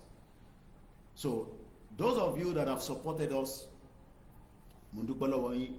Àtútù lówó kékeré kan lẹ̀, tabari sí mọ́ lálẹ́ kó tó di pé a parí program yìí máa fi kún tó bá tún dọ̀la wá tún lọ rà sí. I don't want to be telling the numbers of what we have bought, but we have bought the first batch. I do not want to compromise. It's a security thing we are doing as well. So, but as soon as the 100 yẹn bá ti pé, tó bá lé, fine. Owó tẹ́ bá dá tó bá lé màá rà sí because kò ń ṣe 100 la need. Mo kàn lo 100 yẹn as the high mark. Tá bá rí owó tó pọ̀ jù bẹ́ẹ̀ lọ, àá rà sí. But kẹ́ni kọ̀ọ̀kan náà yìí tẹ́ ní groups, ẹ má pè mí, ẹ má send message sí mi. The instruction that I'm giving on my platform is that we are going to give it to Baba Akintoye and Igboho. There will this. Gbogbo tí mo ṣe last year, tá à ń ha bí gbígbà tá à ń ha kí ni yíyan sí money this time around. These are 13,000 naira for one. Ẹyọ kan about 13 to 15,000 naira lọ́ntà. So kò ń ṣe owó kékeré. Kò dẹ̀ sí iṣẹ́ ló ń ṣe labroad àwọn tó ń dáwó.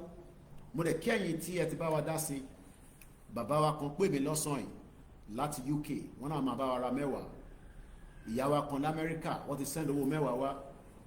Ìyàn kan náà mẹ́wàá. So we are doing very well. Àdẹ̀tí láwọn tó ti dáwó náà kò síbi tẹ́ ẹ̀ lè dá sí. Bó bá jẹ́ UK náà ni àdápadà wá sí bíbá. Tẹ́ bá sẹ́ndẹ̀ sí sefa máa ṣe sí náírà ni owó yẹn dẹ̀ ti bàjẹ́ owó oúnjẹ nìkan ni mo need ní sefa ẹ̀ tó bá fẹ́ fún wa lówó sefa. So ẹ jẹ́ ká máa continue ẹ̀ tó bá fẹ́ dá sórí program tálẹ̀ phone line wà open is an engagement. Then let me tell those of you that are using my video again. Ẹ má misquote mi o pẹ̀lú headline òfò kankan. Mo respect gbogbo yín, mo love yín gan. You are good to use my video. Ẹ sọ pé Koiki sọ fún ọ ní pé báyìí but ẹ má gbé nǹkan tí àwọn èèyàn máa ní ha àbí Koiki mo ò bú ọ ní ọ̀fífẹ́ o mo ò dẹ̀ bú bàbá wa láàfin o. I respect them and love them so much and I look forward to full engagement with them in Yoruba country. Èmi ò fẹ́ Nigeria. I am not interested in Nigeria. Mo ti rí Ọ̀ọ̀ni rí nígbà tó wá sí London àìdẹ̀ ti bẹ̀rẹ̀ Yorùbá nation ẹ̀ẹ́dẹ̀ sanwó fún mi nígbà tí mo lọ cover Ọ̀ọ̀ni. Èmi àti Ọ̀ọ̀ni ríra mo rí wọn nígbà tí ìyá àdúrà gbé wọn wá sí London. I was part of the media. Ìyá àdúrà fún mi lówó. So don't think that mo dẹ̀ rí ikú bàbá yèyí kó tó kú. The late Aláàfin. Gbogbo tó sọ ẹ̀ka ètò kù nínú ìwé mi. Tá a bá jàjà ìdílẹ̀ tá a bá ń dúró de ọba kankan ìyá jẹ ṣégè sí wa lára. So ẹ tó bá fẹ́ wá bá wa dá sí lẹ́ẹ̀kan sí ẹ lè rẹ ẹyọ kan ààrẹ tó sẹ́ndẹ̀ owó ẹyọ kan kódà grandma kan mú tẹ́ni ọ̀ṣà sẹ́ndẹ̀ owó ẹyọ kan mo dúpẹ́ lọ́wọ́ gbogbo ẹni tẹ́tí support o we are buying and we hope that by Sunday 100 ta demand fún apé tó bá wá lé bonus ni mo dúpẹ́ lọ́wọ́ yín o mo kí gbogbo èèyàn wa lẹ́ẹ̀kan sí ẹ jẹ́ ká lọ sí Ondo State nílé tí ṣẹlẹ̀ Ondo State kò ń ṣe killings tó ṣẹlẹ̀ ní Ọ̀wọ̀ wọ́n pa Olúfọ́n of Ifọ̀n ẹ̀rán ti bàbá yẹn àwọn terrorists pa kábíyèsí èmi àti ẹ̀ma wò pé ṣé kábíyèsí ò ní gbètúgbètú mọ́ ni èmi rò pé tí kábíyèsí tó bá yìnbọn fún kábíyèsí ìbọn gbọ́dọ̀ wọ kábíyèsí lára àwa ń rí àwọn ẹ̀jẹ̀ tó bá pa kábíyèsí tán àwa ń rí ẹ̀jẹ̀ nílẹ̀ẹ́lẹ̀ mo kí gbogbo ẹ̀yin tẹ́ ń darapọ̀ mọ́ wa ẹ má bínú pé mo tí ì máa dárúkọ yín again. Terrorists have shot a prominent traditional ruler. This was in November 26, 2020. This I'm reading from Channel's website. Terrorists have shot a prominent traditional ruler in Ondo State, Oba Israel Adewusi, who was the Olúfọ́n of Ifọ̀n. Terrorists killed him. Mr. Adeyemi Olayemi bàbá mi ní I remember the incident. That same week Ọọ̀ni ọ̀tẹ̀ ṣe bí pé àwọn gbọ́ pé wọ́n pa kábíyèsí kan ṣe lọ́ọ̀ni náà tún ṣe nǹkan mi lọ nílé Ifẹ̀ ẹ lọ wo event of the week ní wíìkì yíyẹ tí mò ń sọ yìí. Ọba Adewusi was said to be returning to his hometown from Akure, the Ondo State capital, where he has gone for a meeting. Or he went for a meeting according to báwo ṣe kọ́ ní bíbá kí n má lọ tàbọn torí ọmọ àlè ní English. Then ìyá mi comfort ni Olúfọ́n was killed between Ọ̀wọ̀ town and Ifọ̀n. Wọ́n náà lọ ìpàdé àwọn ọlọ́ba náà ni.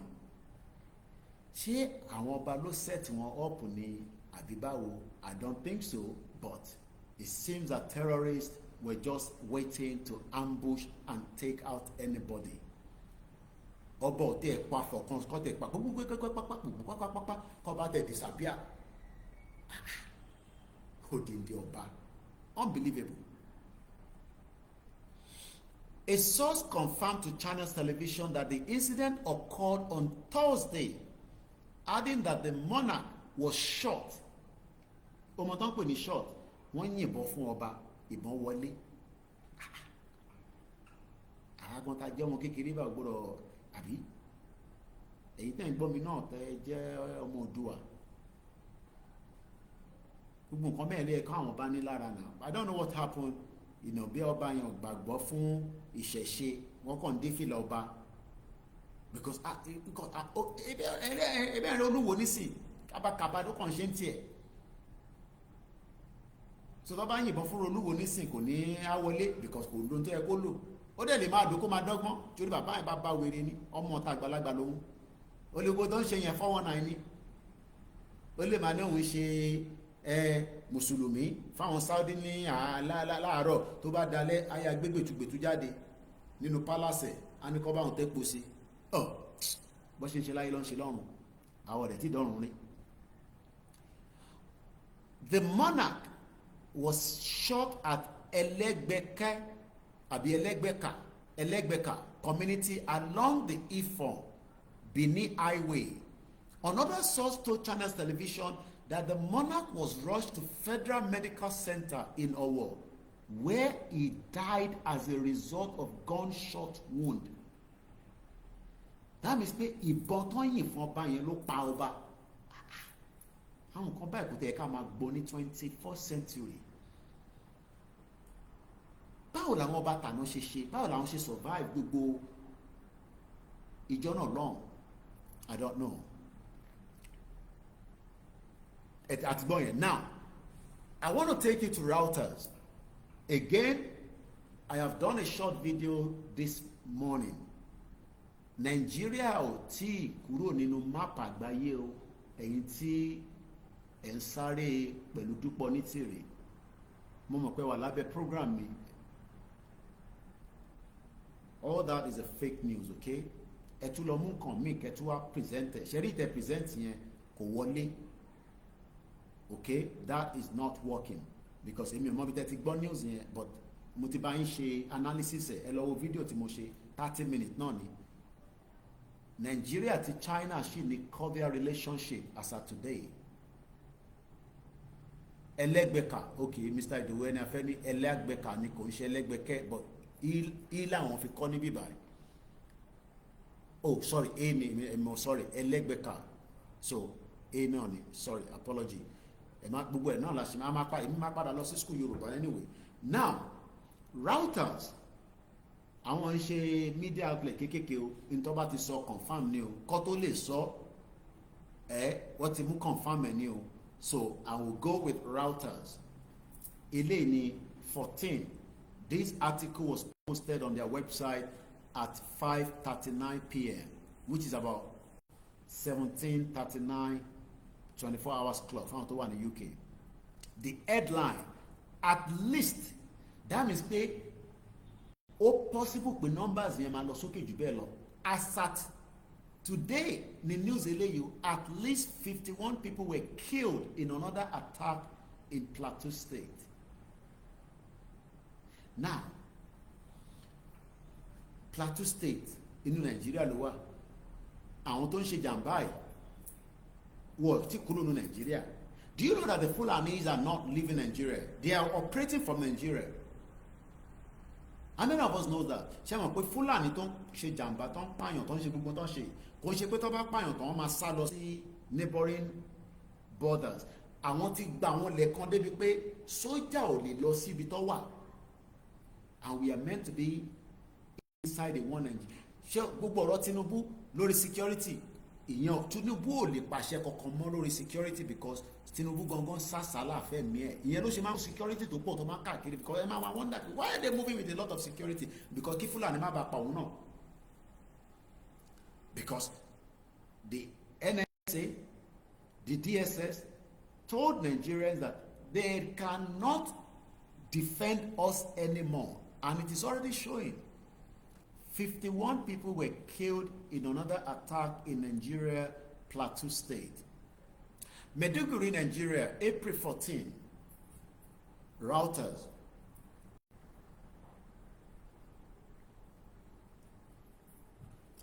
At least 51 people were killed by gunmen in the early hours of Monday. It in the Monday, Abi.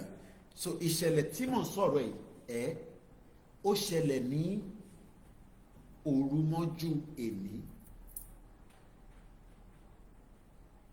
These atrocities of a terrorist attack, tọ́ba in the early hours of Monday, initially Monday, that means pé ó ṣẹlẹ̀ láti òru àná mọ́jú àárọ̀ yìí, time yẹn láàkọ́lé mọ̀, in Plateau State, according to the residents. Amnesty International said 2 weeks after the deadly clashes in another part of the state that left dozens dead. So, it was a normal thing that is happening frequently in Plateau State. Just 2 weeks ago, there was similar attack. Tobani dozen, 1 dozen is 12, 2 dozen is 24. What is up with dozens with an S at the back? So that means it could be 4 dozen, it could be 5 dozen, it could be 6 dozen. We don't even know how many people were killed 2 weeks ago. You might say, Koiki, but all this means that could see good leadership. No, it's not about good leadership. There is just a danger. Benny, the Onitiri followers are still living in denial, and they need to stop thinking that Duke Bonitiri has a country called Yoruba Nation or DRY or DRP. You know, in this technological world today, that you can check things, you can verify things, but most of them are still living in denial. Let's move swiftly because we want to really stick to time this evening. If it's possible, I don't want to do 3 hours. I want to cut it down to 2 hours so that maybe I might have enough strength, have a good sleep tonight, and we kick back early tomorrow morning. I hope I won't have enough work on my desk so that I can start early tomorrow again, if there's no other thing to do apart from coming out to talk to you. Now, on Monday, residents says 51 bodies. These are people that have names. They are people like you and me. Tosun, Okolosun, Láàrin òru Fúlàní kò dé, pa 51. So think about it like this. Ikú ò ní wá bá wa o, Ọlọ́run ní jẹ́ kí Fúlàní pa wá o. But just think about it that ní community àwa náà, akọ̀jí láàárọ̀ la nísìnyí wọ́n náà ti pa 51. It's happening anyway. These are human beings.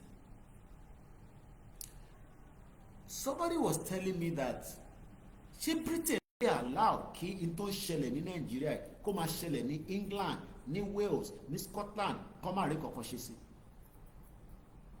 Kọ́kọ́ máa pààyàn lójúmọ́. Ṣé Britain lè accept it? Mo kí Mr. Gbadamosi Ismaila, mo kí brother mi Idris. Can Britain accept this kind of killings to be taking place every day, every week, and there will be no solution to it? Yoruba, ẹ jẹ́ ká think about this. Mo kí Mr. Laniwaju Taiwo. Ẹ bá mi share program yìí. Ẹ bá wa comment. Ní pẹ́, just 30 more minutes, I will end the broadcast. I will not go more than 30 minutes because I've been up very early. I'm still receiving a lot. Ẹ bá mi máa share receipt. Gbogbo owó tá bá tún pa, if we can buy more than what I bought today with what we have, we will be kódà wọ́n tẹ̀ ń bí mi pé mélòó la fi rà lọ́la, mo ní kó jẹ́ kí n ṣe program kan lálẹ́ so that màá lè update. And like I said, we would hand over 40-40 to Baba Akintoye. My staff will take 10. The remaining 10, I will decide how I want it to be distributed among wherever I want it within the Yoruba groups that I might want to give as my own gift on this platform. This has nothing to do with no other collaboration with anybody. It has nothing to don't go and be telling other media pé ṣé gbọ́n tí Koiki ń béèrè lórí platform ẹ̀ ń waste time ààrẹ ni o. Ẹ̀rọ àwọn tó ń dáwó fún mi wọ́n ń gbọ́ other program náà, but other program ò request anything. Tó bá request wá dá síbẹ̀ náà. Because mo mọ̀ pé nǹkan á lọ máa pe àwọn media tó kù ní sí pé ṣé tí ń gbọ́ pé Koiki ti ń gbowó fún walkie talkie ṣé ìmọ̀ ń pẹ̀. Nobody needs to mọ̀ ń pẹ̀. Platform ní bíbá is not anybody's platform. It's my platform, and I am currently in Africa and I know what we need in urgency to help the movement. That's all I can tell you. So, media kan pé ṣé ti gbọ́, ṣé yìí náà ṣé mọ̀ ń pẹ̀. You are wasting your time, and nobody should ask me báwo la ṣe máa gba tiwa. Mo kí Mr. Bamidele wọ́n ní Koiki. The truth of the matter here is that, brother, they have compromised already. That is the reason. Mo fẹ́ ka comment here. Oh, interesting. It is an interactive, and like I said, I'm still also reading comment, but it might be my screen on the other side is too far away. Muki Mr. Eniola, and I don't like touching my phones when I'm doing broadcasts because, not for any reason, Molilo, mute around me and all that. So, but thank you so much to those of you on the Twitter space, and we're also live on Twitter as well. The numbers on Twitter is not growing. Moke Ogumola Moria Latenko ma binu mo fojú pa ere. Ẹ jẹ́ kí n ka comment wá láti brother mi níbí báyìí. So, kí ni mo fẹ́ fàyọ ni pé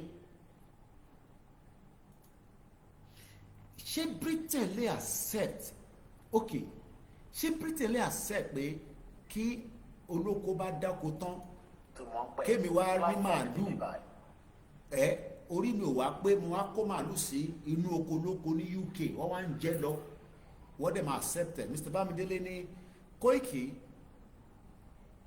the truth of the matter here, brother me, they have compromised already. That is the reason they could not raise voice to condemn the killings that Fulanis are doing to the Yoruba indigenous people. And I believe, one refer someone Baba Muki, Baba mi Alhaji Shafaruddin. I've been very busy, but I'm a sorrow. But Bao ni rally and Shema walk. Maybe I should talk about the rally before we leave tonight because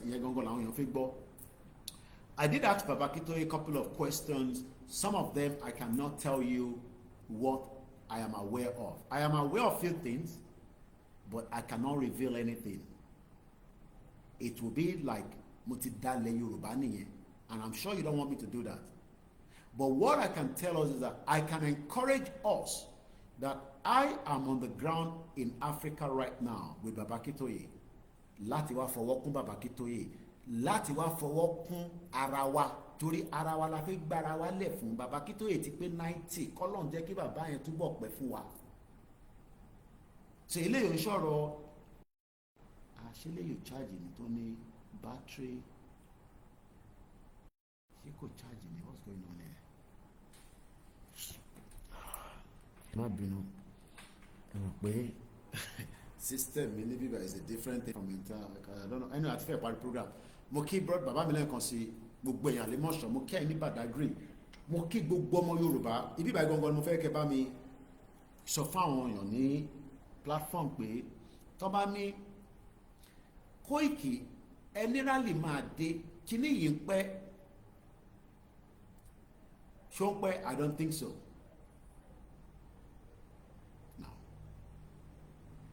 I wà ní April, àbí? Ẹ jẹ́ ká gba kọ́ọ̀lì.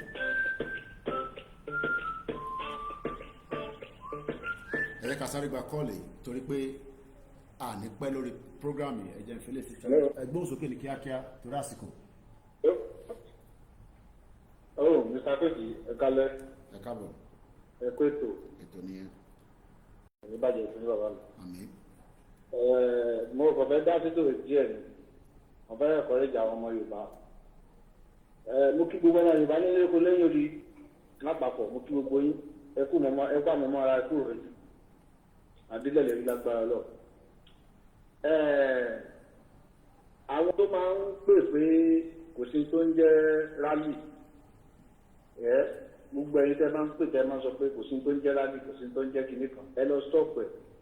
Tẹ́ bá stop ẹ̀ ojú máa padà tì yín láti yín ojú máa padà tì yín ẹ̀yin ọmọ Yorùbá ẹ má jẹ́ káwọn kan máa pè kán máa sọ pé kò sí tó ń jẹ́ rally wọ́n parọ́ fún yín ni ẹni media tọ́ máa ti fi dé àti ní dárúkọ yín sí o àní dákọ yín sí à ń gbé kọ́ fún wa ní date káwọn òbá yẹn máa polongo rally yẹn abẹ́ ní polongo ẹ̀ á jẹ́ pé ẹ̀ gba àwọn ọmọ Yorùbá láti 4 years ago ni ẹ̀ fi ọmọ Yorùbá ẹ̀ fi mídíà yín ẹ̀ fi ń pawó sápò ara yín lásán ni kò ń ṣe torí Yorùbá ní sọ̀lẹ̀ lẹ́fi gbé mídíà yín kalẹ̀ parọ́ fáwọn ọmọ Yorùbá ẹni mídíà tí ò bá ti sọpọ́tì táwọn bàbá Akíntóyè ń ṣe lọ́wọ́ yìí tí ó sọpọ́tì tí olóyè Sunday Igboho gbé dání lọ́wọ́ yìí parọ́ fáwọn ọmọ Yorùbá ni ẹ̀yin ọmọ Yorùbá bẹ̀rẹ̀ dúró tọkàntọkàn mọ̀ fún pa fún yín ní láti máa lọ bá wọn kẹ́mọ́ fún òtún kẹlẹ́ nu wọn mọ́ wọ́n ń parọ́ fún yín ni wọ́n parọ́ fún yín ni gbogbo ẹni tó bá ní kò sí ní rádì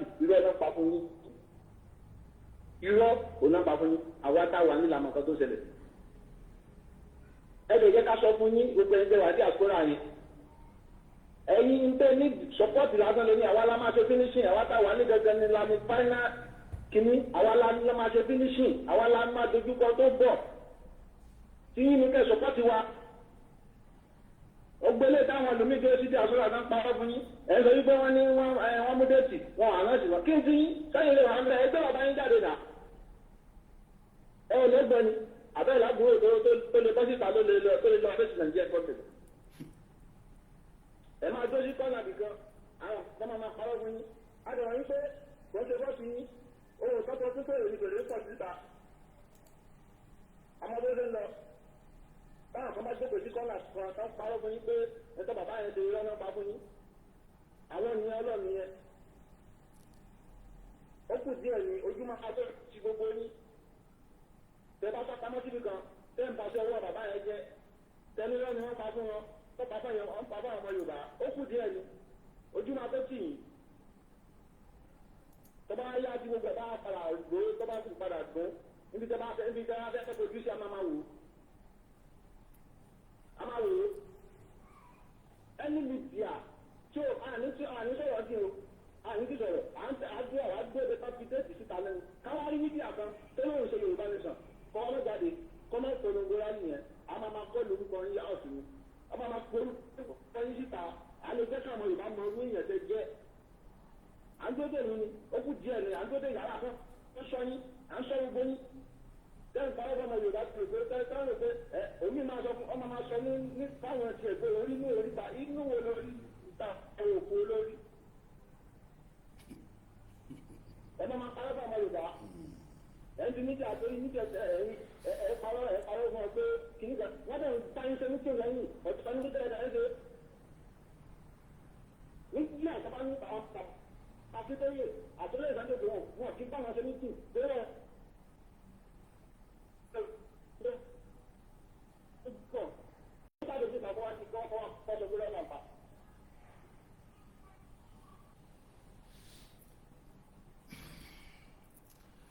ẹ ṣé gan brother wa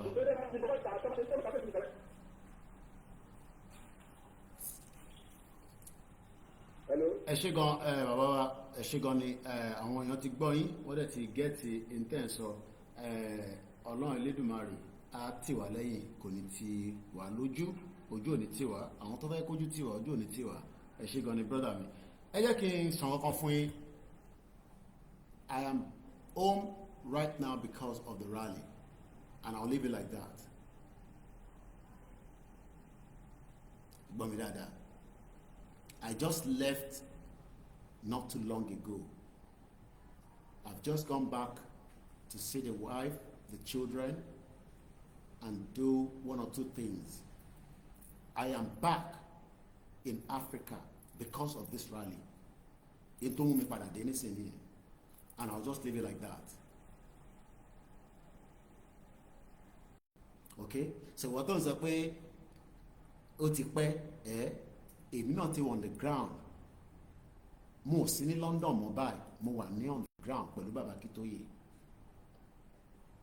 Mo dẹ̀ ti rí bàbá níjọ́ Saturday. I spent 7 hours with him. I don't have to give you everything that was discussed there. Ṣé mo pé mo wálé ní 2021 and I did not return back until more than 6 months. 10 days ni mo sọ fún ìyàwó mi àtàwọn ọmọ pé mo máa wá ṣe ní Africa. I end up spending more than what I did not bargain for. Àti dé padà again and I'll leave it like that. I am not here to please you. I am here to please myself fún nǹkan tèmi gbé dání. and I know that our leaders across the board, they are working round the clock as I speak to you, round the clock to make things happen. So you don't have to accept or believe it because in media, some of those media cannot come home for the rally. And then tabafe ní dánwò ló bí yọkẹrẹ kí gbogbo media tó ń pariwo níta kan máa bọ̀ nílé kí gbogbo àjọ wà nínú field kí ọ̀kan kan máa jókòó sí abroad. Ẹ máa ka tí ì débẹ̀ yẹn.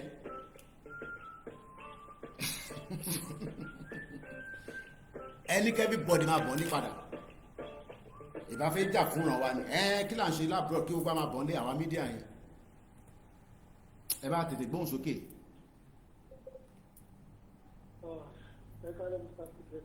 Ètò ni ẹ. Àwọn ìyá wa ò pé Yorùbá ní ìdílé eré làkejì tàbí méjì. Torí àwọn tó fi iṣẹ́ wúlẹ̀ láti ọdún mẹ́rin. Èèyàn fi iṣẹ́ lẹ̀ fún ọdún mẹ́rin. Èèyàn fi fámìlì ẹ̀ lẹ̀ fún ọdún mẹ́rin. Ṣe Yorùbá lè sùn. Wọ́n dedicate láti gbogbo. So ẹrù tó bẹ́ẹ̀ amúdù là ń ṣó bí akànfin ṣeré. Ṣẹ́rí àwọn tó jẹ́ celebrity náà gba celebrity kan lọ́jọ́ ọmọ Yorùbá. Àwọn tó jẹ́ sọ̀rọ̀sọ̀rọ̀. Àwọn kan lè tán fún pamọ́ tí kò sàn fún rálì yìí báyìí. Ẹ̀ ń gbé owó ilé fún òkè. ẹ̀yin ikú náà kí má ta yín torí kí ẹ̀ ń bọ̀ àyín tó bá yẹ. Bẹ́ẹ̀ ṣe wó kó o yín lè lé kí ẹ̀ ní ikú kíkú má bàa ta.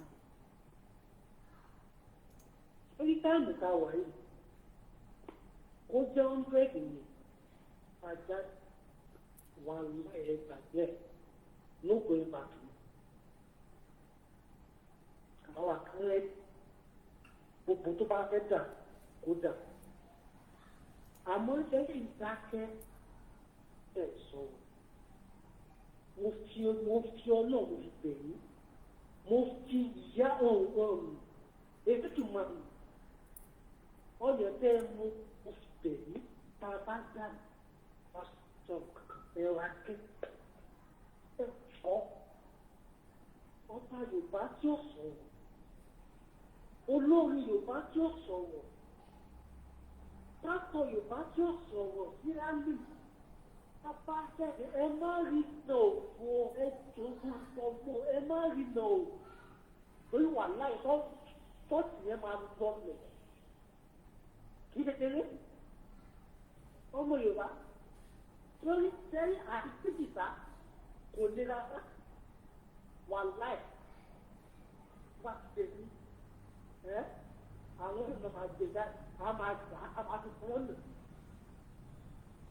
Òbí fúnra rẹ̀ là ń bọ̀ wá fún. Afẹ́ láti tán ilé bàbá wa ni a lè tán à ń bọ̀ wá. Kò sí kankan tó lè tú wá ṣe. A ṣe tán tó bá jẹ́ kú náà, a fẹ́ kú lórí ilẹ̀ bàbá ọ̀hún náà. A lè tẹ̀ ẹ̀ wa. Ògún a lè máa kú jáde. Ògún wà a máa kó jáde. Ìsọ̀rọ̀ à ń pò wá. Ó tó jẹ́. Ó jẹ́. Àmọ́ ìtẹ̀ sọ̀rọ̀ báyìí tá a bá jáde. Bá a sọ̀rọ̀ wà lẹ́yìn ògùn máa wọlé abúlé ọkọ̀ bá sọ̀rọ̀. Bí yìí ti sọ̀ tó bá sọ̀rọ̀ ògùn àánú parí ẹ̀ bá sọ̀rọ̀. Àwọn èèyàn kú lóye tí wọ́n ebi ń pa àwọn èèyàn. Probably the mistake is if 1,000 naira, 1,000 naira, that's 1,000 naira. Look at them. 1,000. I went to the old people, you know, at one day, and the party, and they don't say we, and this is our after the Kawaso of the edition. Soon you have a leader. You know, so of you, you know, we are.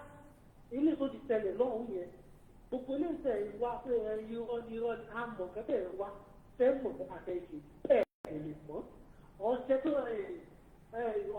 ọ̀sẹ̀ tó ń sọ lẹ́tùmọ̀ rẹ̀ ó ń lọ sí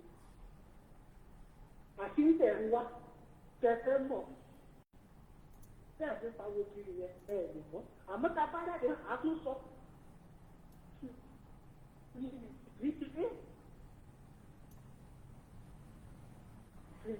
kéré ìwọ tó bá ní ewu yìí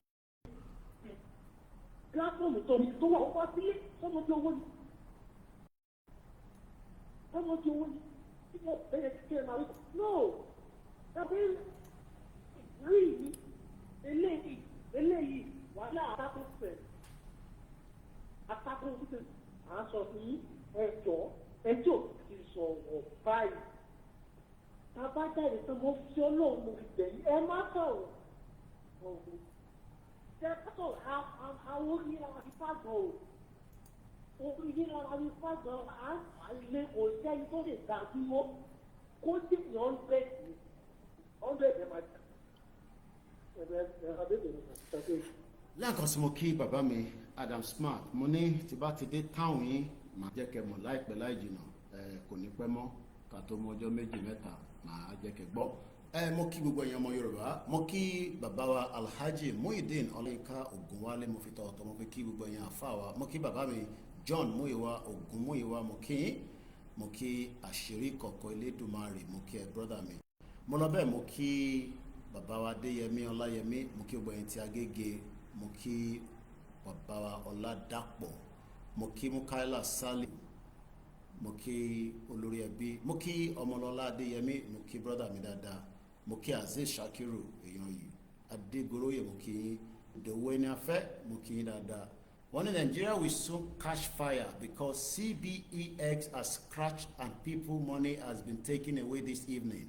If you don't follow news here, CBEX, Nigeria that it crashed. Ashabi Mokiel, all these are just there for money. They are making money on YouTube. Mokia to be Melomada. Pastor Mo Moki, heaven will support us. Last schedule, Mary. Crystal.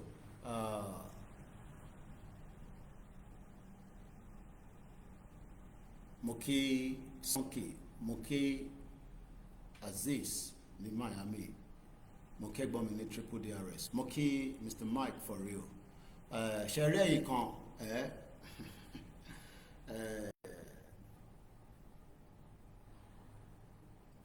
ẹ fẹ́ mọ gbogbo tó fẹ́ ṣẹlẹ̀ ni ẹ fẹ́ mọ gbogbo tó fẹ́ ṣẹlẹ̀ but I am on the ground for the rally. That's all I can tell you.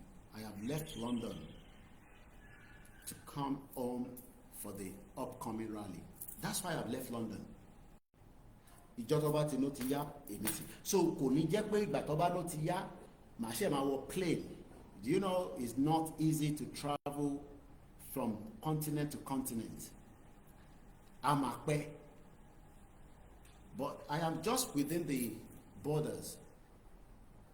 Ìwọ tó ń wò mí yẹn tó wà lábroad tó ṣe ń doubt ìwọ ni kó lọ check ara ẹ pé ṣé ìwọ náà lè wá bá wa lé ìwọ náà máa bọ̀ wá bá wa lé ẹ fà àwọn tó wà lé sílẹ̀ ìwọ yẹn mò ń bá sọ̀rọ̀ ìwọ tẹnu wa rough tẹnu yín wa rough kò ń ṣẹ̀yìn yàn dáadáa kò ń ṣẹ̀yìn ẹ̀yìn yàn yìí ẹ̀tọ́ pé ẹ ní kankan ju pé kẹ máa béèrè pé níbo lọ́ bá ṣẹ́ dé talẹ̀ yín ránṣẹ́ no talẹ̀ fún iṣẹ́ tó talẹ̀ gbéṣẹ́ fún ẹgbéṣẹ́ fún bàbá kí tó yàgbé gbéṣẹ́ fún Gbòho ẹ fi porí Zoom láti máa gba Yorùbá Nation ni ẹ máa ṣe Zoom yìí lọ yẹn ló máa gba Yorùbá Nation fún yín orí ilẹ̀ wa láti máa gba Yorùbá Nation ẹ máa bọ̀ kẹ́ wá fọwọ́ kún bàbá yẹn bàbá 90 years old 90 kò lu ọ̀pá èmi tí lo glasses bàbá kí tó yẹ lo glasses mo ka átíkù kan fún wọn tí mo draft níjọ́ Saturday bàbá farabalẹ̀ gbọ́ etí òdùn kò fi èwú sétí bomb bastard ẹ fẹ́ ti Ìgbòho síwájú èmi sọ fún Ìgbòho pàjọ máa wọ on the ground ní èmi ti dé Ìgbòho sí wà ní Germany á bá mi nílé nígbàtígbà tó bá dé ìwọ náà wá fọwọ́ kún wa tẹ́ bá wá lè fọwọ́ kún wa ẹ máa fàdúrà ràn wá lọ́wọ́ tẹ́ bá criticize wa á jẹ́ pé ọmọ àlè Yorùbá lẹ́yìn fi jẹ́ ṣẹ́rẹ́ àwọn tó wà nílé èyí tó máa tì wọ́n jáde ó ti wà lẹ́nu ọ̀nà wọn báyìí èmi ti wà ní on the ground èmi wà báyìí èmi ò bẹ̀rù ẹni kí ni mo fẹ́ máa bẹ̀rù fún òyìnbó tó wá ẹ má bínú ẹni tó ń pè òyìnbó tó wá kó alẹ́rù kò bẹ̀rù náà nígbà tó ń bọ̀ ọmọ àlè òyìnbó tó wá kó alẹ́rù ṣé wọ́n bẹ̀rù nígbà tó ń bọ̀ ni àwọn ọmọ ìmí mosquito ló pa tó fi padà tó padà lọ sílùú ẹ̀mọ́ mosquito ló jẹ́ kú bí mosquito dẹ̀ ṣe ń jẹ́ wọ́n lọ́ padà wá lọ́n wá sí o rò pé freedom orí social media ló ti máa gbà ni ẹ jẹ́ káwọn media kan máa sọ fún yín pé àwọn ṣe Yorùbá nation mo ní gbogbo akọ́lájọ́ ṣe Yorùbá nation mọ́ gbogbo akọ́lájọ́ ṣe Yorùbá nation mọ́ fact lẹ́yìn gbọ́ lẹ́nu mi yẹn ẹni kan máa bọ́n lé dánwò ló bí yọ kẹrẹ ṣèbí gbogbo wọn níwèé ẹni tó bá níwèé nìkan nínú àwọn medias wa nìkan ni kò ní right láti máa bọ́n lé ẹni tó bá níwèé ó ní right láti wá ní kó wá fọwọ́ kún wa kò sí bá bálẹ̀ anybody tó máa mú anybody tá a bá ti wà nínú rally kọ́lọ́pàá wa mú mi tá a bá ti wà nínú rally kí sójà wa mú mi ẹni máa kú máa pàdé ẹni máa pa ni bomb bastard ẹrù bá ń ṣeré ni kò ní da fún anybody ẹgbọ́n sókè ẹni tó ń pè wá ẹ má bínú. bàbá mi ẹ kálẹ́ sà. ẹ káwọ sórí ètò. ẹ kálẹ́ sà o. ẹ rò pé múfì là ń ṣe ni ẹ kálẹ́ ẹgbọ́n sókè ẹ má bínú. àkókò sọ. ta ló ń sọ̀rọ̀. kò ní bàjẹ́ sí sà. láṣẹ Èdùmàrè.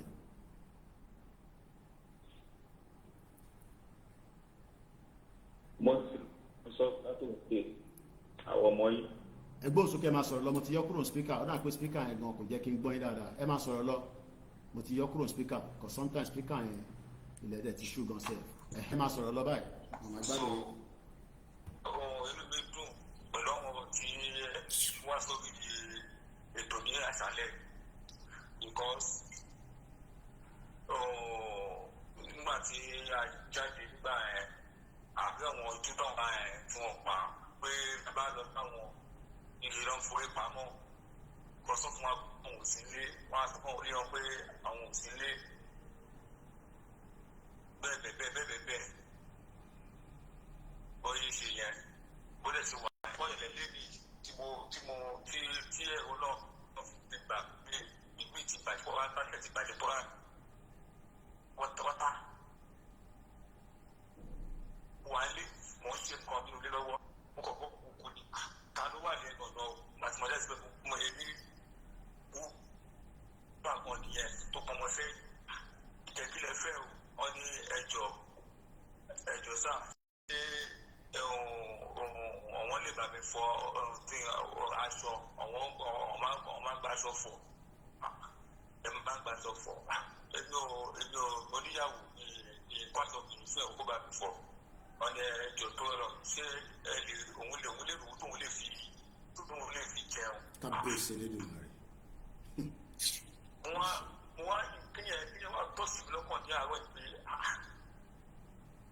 nínú gbogbo yìí ṣé nǹkan báyìí kó ṣe ìbáni ẹni tó wá mú express nǹkan tó ń ṣẹlẹ̀ ó lè bẹ́ẹ̀ káàkiri tí èyí tí a tó ń ṣẹlẹ̀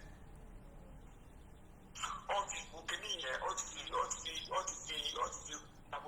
àwọn èèyàn débi pé àwọn èèyàn ní orí tí wọ́n wò tó ń fi wọ́n ti fẹ́ jẹ wọ́n ti fẹ́ mu ọgbọ́n àlọ́kọ̀ọ́ tó ń wò nìyẹn. Fẹ́ mọ̀ bóyá pé nǹkan ló fà á sí àṣìjọ wọn bí nǹkan ló fà á tí wọ́n fi wà ní ipò tí wọ́n wà. Tí o bá dílé ní ìsìn tó bá sọ pé wọ́n fẹ́ dìbò bí kan ṣe àbí wọ́n pé kíkà ráìsì wọ́n gbé kíkà ráìsì kọjá ní ìbá wọn náà tó máa sáré síbẹ̀ tó wọ́n máa lọ gbà. Nítorí pé iye bí ẹ ti wà lára wọn. Ọ̀tẹ̀ kò tó bá máa ṣẹlẹ̀ ló máa ṣẹlẹ̀ o nǹkan tí àìbẹ́sílẹ̀ fún wa wọ́n ti wá ẹni máa tí yóò bá bẹ̀rẹ̀ láti ibì kan kò lè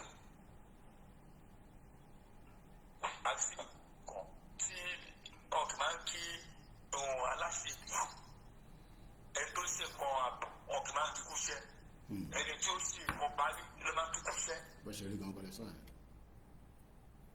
So kò sí wàhálà ìgbàkigbà tó bá yàtí dé adébáwa lára àwọn àlùkò tí wà alẹ́ àṣẹ àdúgbò tán. kò sí tó ń bọ̀ tílé ọgbà kéèyàn kan má dẹ́rù báyàn kọ́kán kò sí tó ń bọ̀ tílé ọgbà so kéèyàn kankan má dẹ́rù bá anybody adébáwa láyàtọ̀ àláfíà ni so àmì àṣẹ. èlé ò ṣe pé èèyàn kan tíyàn kan síwájú gbogbo àjọ on the ground ni so àwọn on the ground ẹni tó bá dẹ̀ láyà kóun náà máa bọ̀ kó wá fọwọ́ kún wa ẹni tó bá dẹ̀ láyà kọ́ má discourage wa láti ta ẹ má discourage anybody àdúrà ní kí wọ́n fi ràn wá lọ́wọ́ I need any discouragement níbi tá a dé nsìn bí nǹkankan bá bẹ̀rẹ̀ kò ní ní parí eléyìí ti bẹ̀rẹ̀ ó dẹ̀ gbọ́dọ̀ parí lágbára Ọlọ́run so bó ṣe jẹ́ nìyẹn ẹ bá ń kí àwọn tó wà lógùn state mo kí dáadáa ẹ bá ń kí bàbá mi lóko lódò àti ìyá jagun mo kí gbogbo ẹ̀yin èèyàn lẹ́ẹ̀kan sí kó tó di pé a máa parí ètò ẹ jẹ́ kí n sọ fún wa pé ẹ má ẹ̀kẹ́ni kankan dẹ́rù bà anybody we are coming out we are not a destructive people èèyàn kan ní tá a bá bẹ̀rẹ̀ pé ọlọ́pàá ò gbọ́dọ̀ tún máa mú àbí kílẹ̀ sọ́mẹ̀ ọlọ́pàá ṣe fẹ́ mú wa kí lọ ọlọ́pàá máa náà ṣe ìyà ọjọ́ ọlọ́pàá náà ni ìyà ń jẹ ọlọ́pàá náà brother mi Fákúndà wọ́n ní Mr. Oyegbile wọ́n ní when we start rally we should not allow any bastard to arrest any one of us we said to arrest anybody nobody will be able to arrest anybody. Nobody will be able to arrest anybody. So gbogbo arresting ẹ̀fìyàn we're good to go. Before I wrap up the program this evening, my job is to continue to encourage us to prepare that Nigeria is gone. That's number one. Yoruba wants to be an independent country. That is a must. That is non-negotiable. We cannot negotiate that for anything with anybody. Not even our kings, not even our politicians, not even international community. Nigeria is not for us. There is still room for dialogue to dissolve Nigeria peacefully. And that needs to be done as quickly as possible. Not something that we would drag and say in the next 3 years, in the next 2 years. No, it needs to start now. We are not coming out to destroy anything, but we are coming out to put ourselves in the line to say, no, we are not interested in Nigeria. All depends on Nigeria government. If we handle one. But we are coming out, and it's not a joke. That is a fact that nobody can deny. That is still the confirmation. Nobody's going to come out tomorrow and tell you that big rally on Nijadi. No, I can tell you that.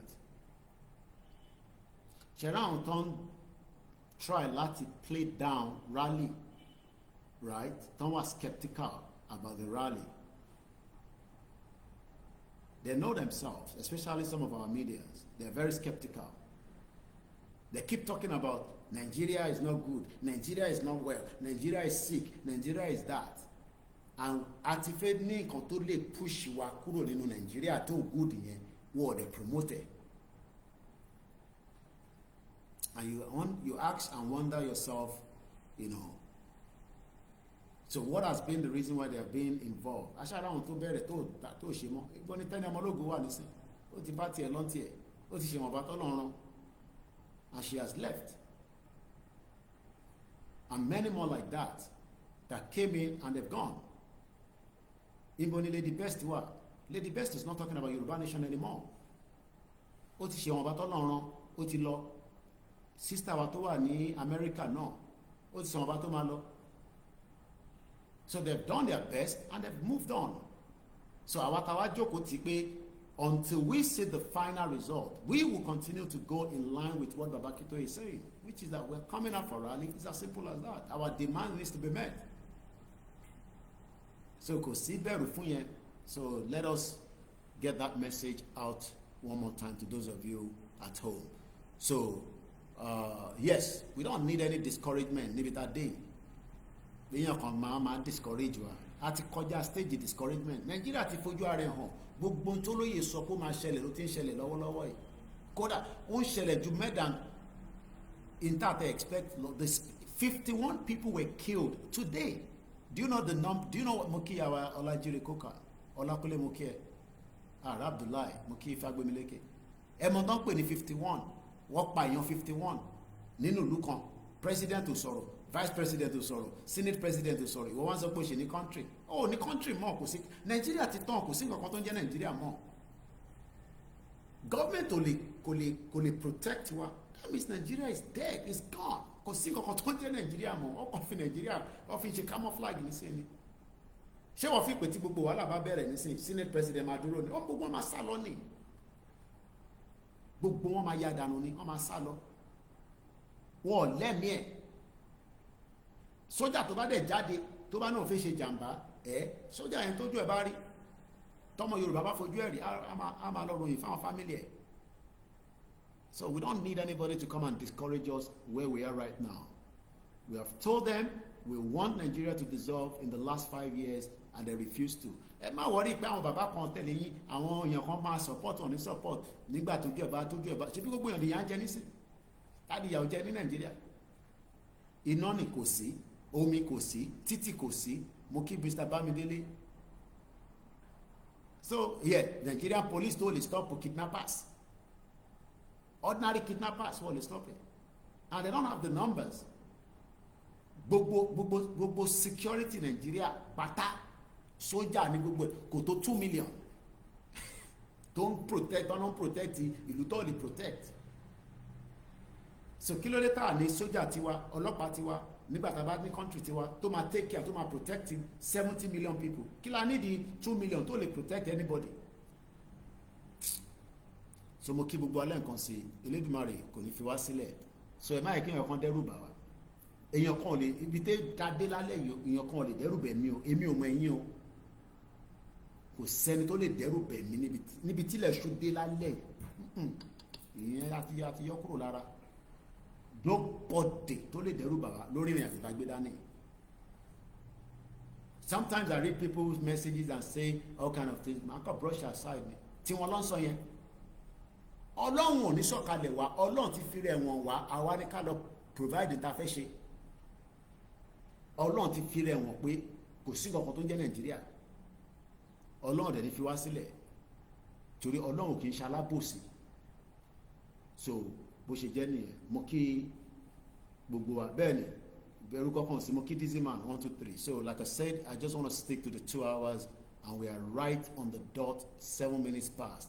Ó ní ìyàwó kan tí mo rí kọ́mẹ̀ntì lẹ́ǹkan mo lè fi appreciate yín but mo kí Mr. Dada, mo kí Mr. John Boko, mo kí ẹ̀yin ti South Africa, mo kí Mr. Yakubu Kọ́láwọlé, mo rí kọ́mẹ̀ntì ìyàwó yẹn I believe somewhere mo wà rántí bẹ́ẹ̀ mo mention orúkọ yẹn má bínú, you know sometimes it's very difficult to pick all the comments bí a dé bí báyìí dẹ̀ mo ti rí wọn ni.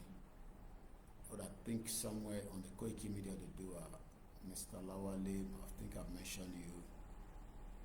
Mojid Ibrahim Muki, Idowu Samuel, wọ́n ní kò sí ọmọge America, yes. Muki Mr. Adebayo. Ẹ̀fàdúrà ràn wá lọ́wọ́. And that's all you need to do. Ẹ̀yin tẹ́ wọ́n lé ẹjọ́ ìbẹ̀rù kúrò. Fíà yẹn gangan lẹ́fẹ̀ẹ́ ká. Bàbá Koiki o, ojú ti dé o, ẹlẹ́nu yabala, ẹni yóò bolo. Ìbò ni Saheed Ọmọbọ̀tá wà nísìn. O ti compromise, o ti bá tiẹ̀ lọ nísìn. Kọ́nà fọ́ọ̀rùn kẹ́. Tó bá yẹ kó ní sùúrù ni, àjọmọ̀délẹ̀ lérè ni. Nígbà tó ti compromise. Má compromise. Okay?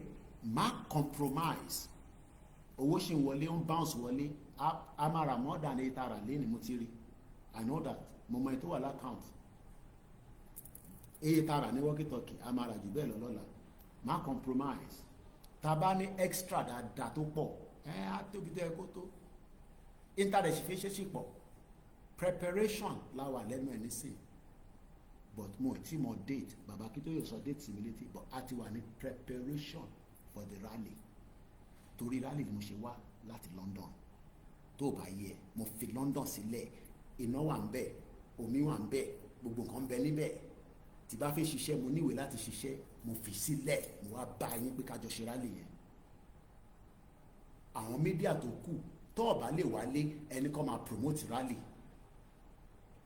Tó bá lè wálé, ó jẹ́ kó lè máa sọ pé rally ń bọ̀ o, ẹ lọ máa múra sílẹ̀ o, ẹ lọ máa gbára. Kò ṣe ká ní Fúlàní ti pààyàn o, ẹ gbà wá o. Òkè tí Fúlàní bá pààyàn kí la máa ṣe?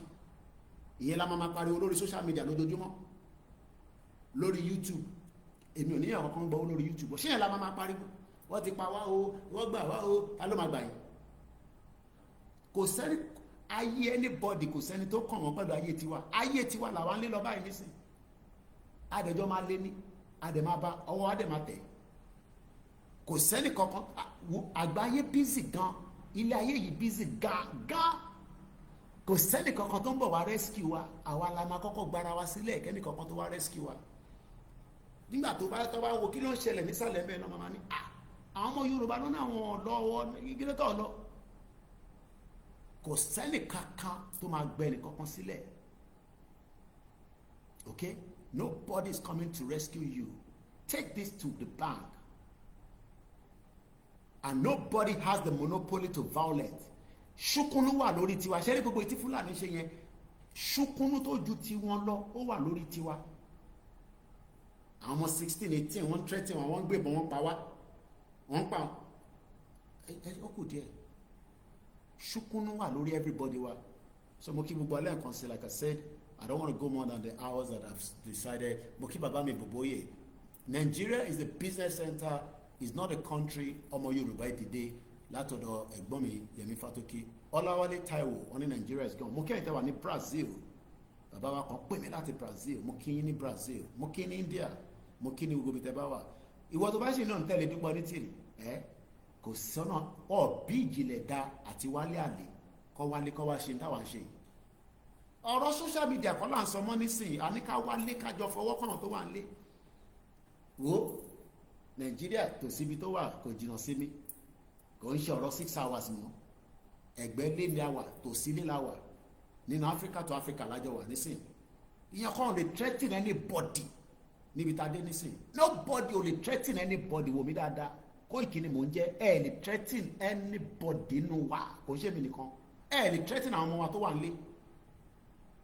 Àìtí dojú agbami ni, tábà dojú agbami, ọ̀rọ̀ ọlọ́pàá àti sójà gbogbo yẹn ó ti wà fíán, kò sí nínú system wa mọ́. A sì respect wọn nísìnyí torí pé àìtí wojú agbami ni. Ẹ jẹ́ ká wojú agbami kí yẹn kan náà ń di bọ́dà mọ̀. Àárín nǹkan tó máa ṣẹlẹ̀ gbà yẹn fún yín. Ẹ ṣèrè, wọ́n bastard. Ẹ jẹ́ ká lọ sùn. Má tún lọ oyè yín. Tí ohun tó fi ṣe ni pé ọ̀fẹ́ we are sọ̀rọ̀ síta irọ́ rẹ̀ pa. Èmi ọmọ Ọláyọmí Kóìkì. Abẹ́ ẹ̀kún lágbé sí ẹni ṣoríire. Mo kí ẹ kẹ́kẹ́ òkúùs. Tó bá ń sá láti inú ilé ẹ̀ Jésù Kristi ò ní jẹ́ kí èmi sọ ọ̀rọ̀ tán ní kí n má sọ síta ọmọ àlè. Ìwọ tó wà ń lé àtijọ́ wa. Àjẹwò fáwọn diaspora sílẹ̀ o. Diaspora tákọ̀ máa bẹ̀rẹ̀ sí ni pé kọ́ bá wa dáwó sí YSDM kọ́ fowó ṣe gàrí tíra wa tí wàhálà bá dẹ̀ ti ṣẹlẹ̀ káwọn máa pariwo lẹ́mbàsì. Èyí tó bá lè jáwọ́nú ẹ́mbásì kó jáwọ́nú ẹ́mbásì àwa la ní kó jáwọ́nú ẹ́mbásì àwa máa jáwọ́ ìsàlẹ̀ làwa wà. Wo àríyá tó pọ̀ lálẹ́ sórí ní tí mo lè ṣe ní bíbà mo lè dánwò ní UK o tó ibẹ̀ ẹ̀kọ́ nílé mi bọ̀ nílẹ̀ Yorùbá tó bẹ́ẹ̀ kábíyèsí Elédùmarè ọmọ Ìjẹ̀bú Òde ló sọ̀rọ̀ nílẹ̀ bàbá mi lè threaten mi mo sọ fún yín ní UK ó ní nǹkan tí mo lè ṣe nígbà tí mo ní mo fẹ́ jó embassy bàbá Akíntóyè pè mí ni and I was going to do it that time má jó bàbá Akíntóyè ló ní má ṣe bẹ́ẹ̀ o. This was in 2020 nígbà tí DSS fẹ́ lọ mú bàbá Èkìtì mo ní máa jó gbogbo embassy yẹn àbẹ́ ń ṣe èrè má dáná sun embassy tẹ̀ rí ní UK yẹn mo fẹ́ lọ dáná sun ni ẹ̀rọ pé mi ṣeré pẹ̀lú ọ̀rọ̀ tí gbogbo dání ẹni ṣoríire ẹ tẹ́kẹ̀ ẹ̀ tẹ́ sọ jágbàjàgbà ẹnu we are serious. Ikú kan ọ̀dẹ̀ tí ní kí n máa sọ pé ikú kan nípa mí pásítọ̀ kan ní náà máa sọ bẹ́ẹ̀ mọ́ ikú kan pa ẹ́ Kóìkì àwa ń ṣàdúrà fún ìwọ̀n sọ lórí program pé ikú máa pa ẹ́ ikú wo ló fẹ́ pa ẹ́ ikú kankan pa ẹ́ níbi tó wà yìí ikú tó bá máa pa ẹ́ á pa president yìí náà pa vice president ẹ̀ ní ṣoríire á pa Tinubu kíkú tó pa mí born bastard ta ni ikú máa pa nù gbogbo yọ ikú ló máa pa yín ikú máa pa Ṣèyí Mákindé pa gbogbo yín gọ́fúnà ẹ̀ ní ṣoríire àwọn ẹlẹ́fẹ́ máa dẹ́rùbà ó kù díẹ̀ ẹ má jẹ́ ká jókòó pẹ̀lú bàbá Akíntóyè ká yanjú ẹ̀ ní ṣoríire Fáyọ̀ṣe ṣèjọba tán òǹgbé lẹ́kọ̀ọ́ ẹ̀gbẹ́ lẹ́kìtì ẹ̀bá gbogbo nǹkan jẹ́ mọ́ wa lọ́wọ́ ẹ̀fẹ́ àwọn sẹ́yìn òdi born bastard ó kù díẹ̀ lọ́dírá born bastard ó rán ayọ̀lá máa sùn mo kí gbogbo yín mo kí àwọn ìyàwó mi mo kí gbogbo ọlẹ́ǹkan sí asọ̀rọ̀ Azeez Shakiru mo tútù ní kankan máa pè lọ́la lágbára Ọlọ́run lọ́dírá ó rán ayọ̀lá máa sùn dàrọ̀ èèyàn máa lè mo kí ìyá tó bí mi lọ́mọ mo kí dáadáa. One love. Áfíríkà ni mo wà, orí tí mo ń láàgùn, mo sì ní Yúróòpù mọ́. Ibi báyìí gangan ló ti dùn jù láti jà. Fúnra ẹ̀ la máa sùn. Good night. Bye for now.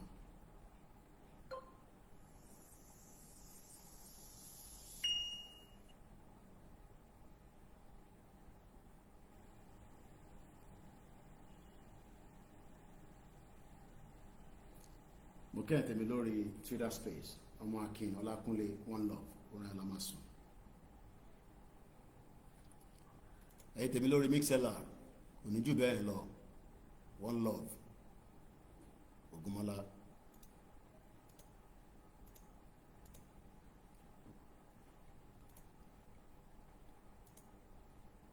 Mo kí yín bàbá mi Amos Babalọ́lá mo fojú pa yín rẹ̀ mo kí yín ó dàárọ̀ gbogbo wa.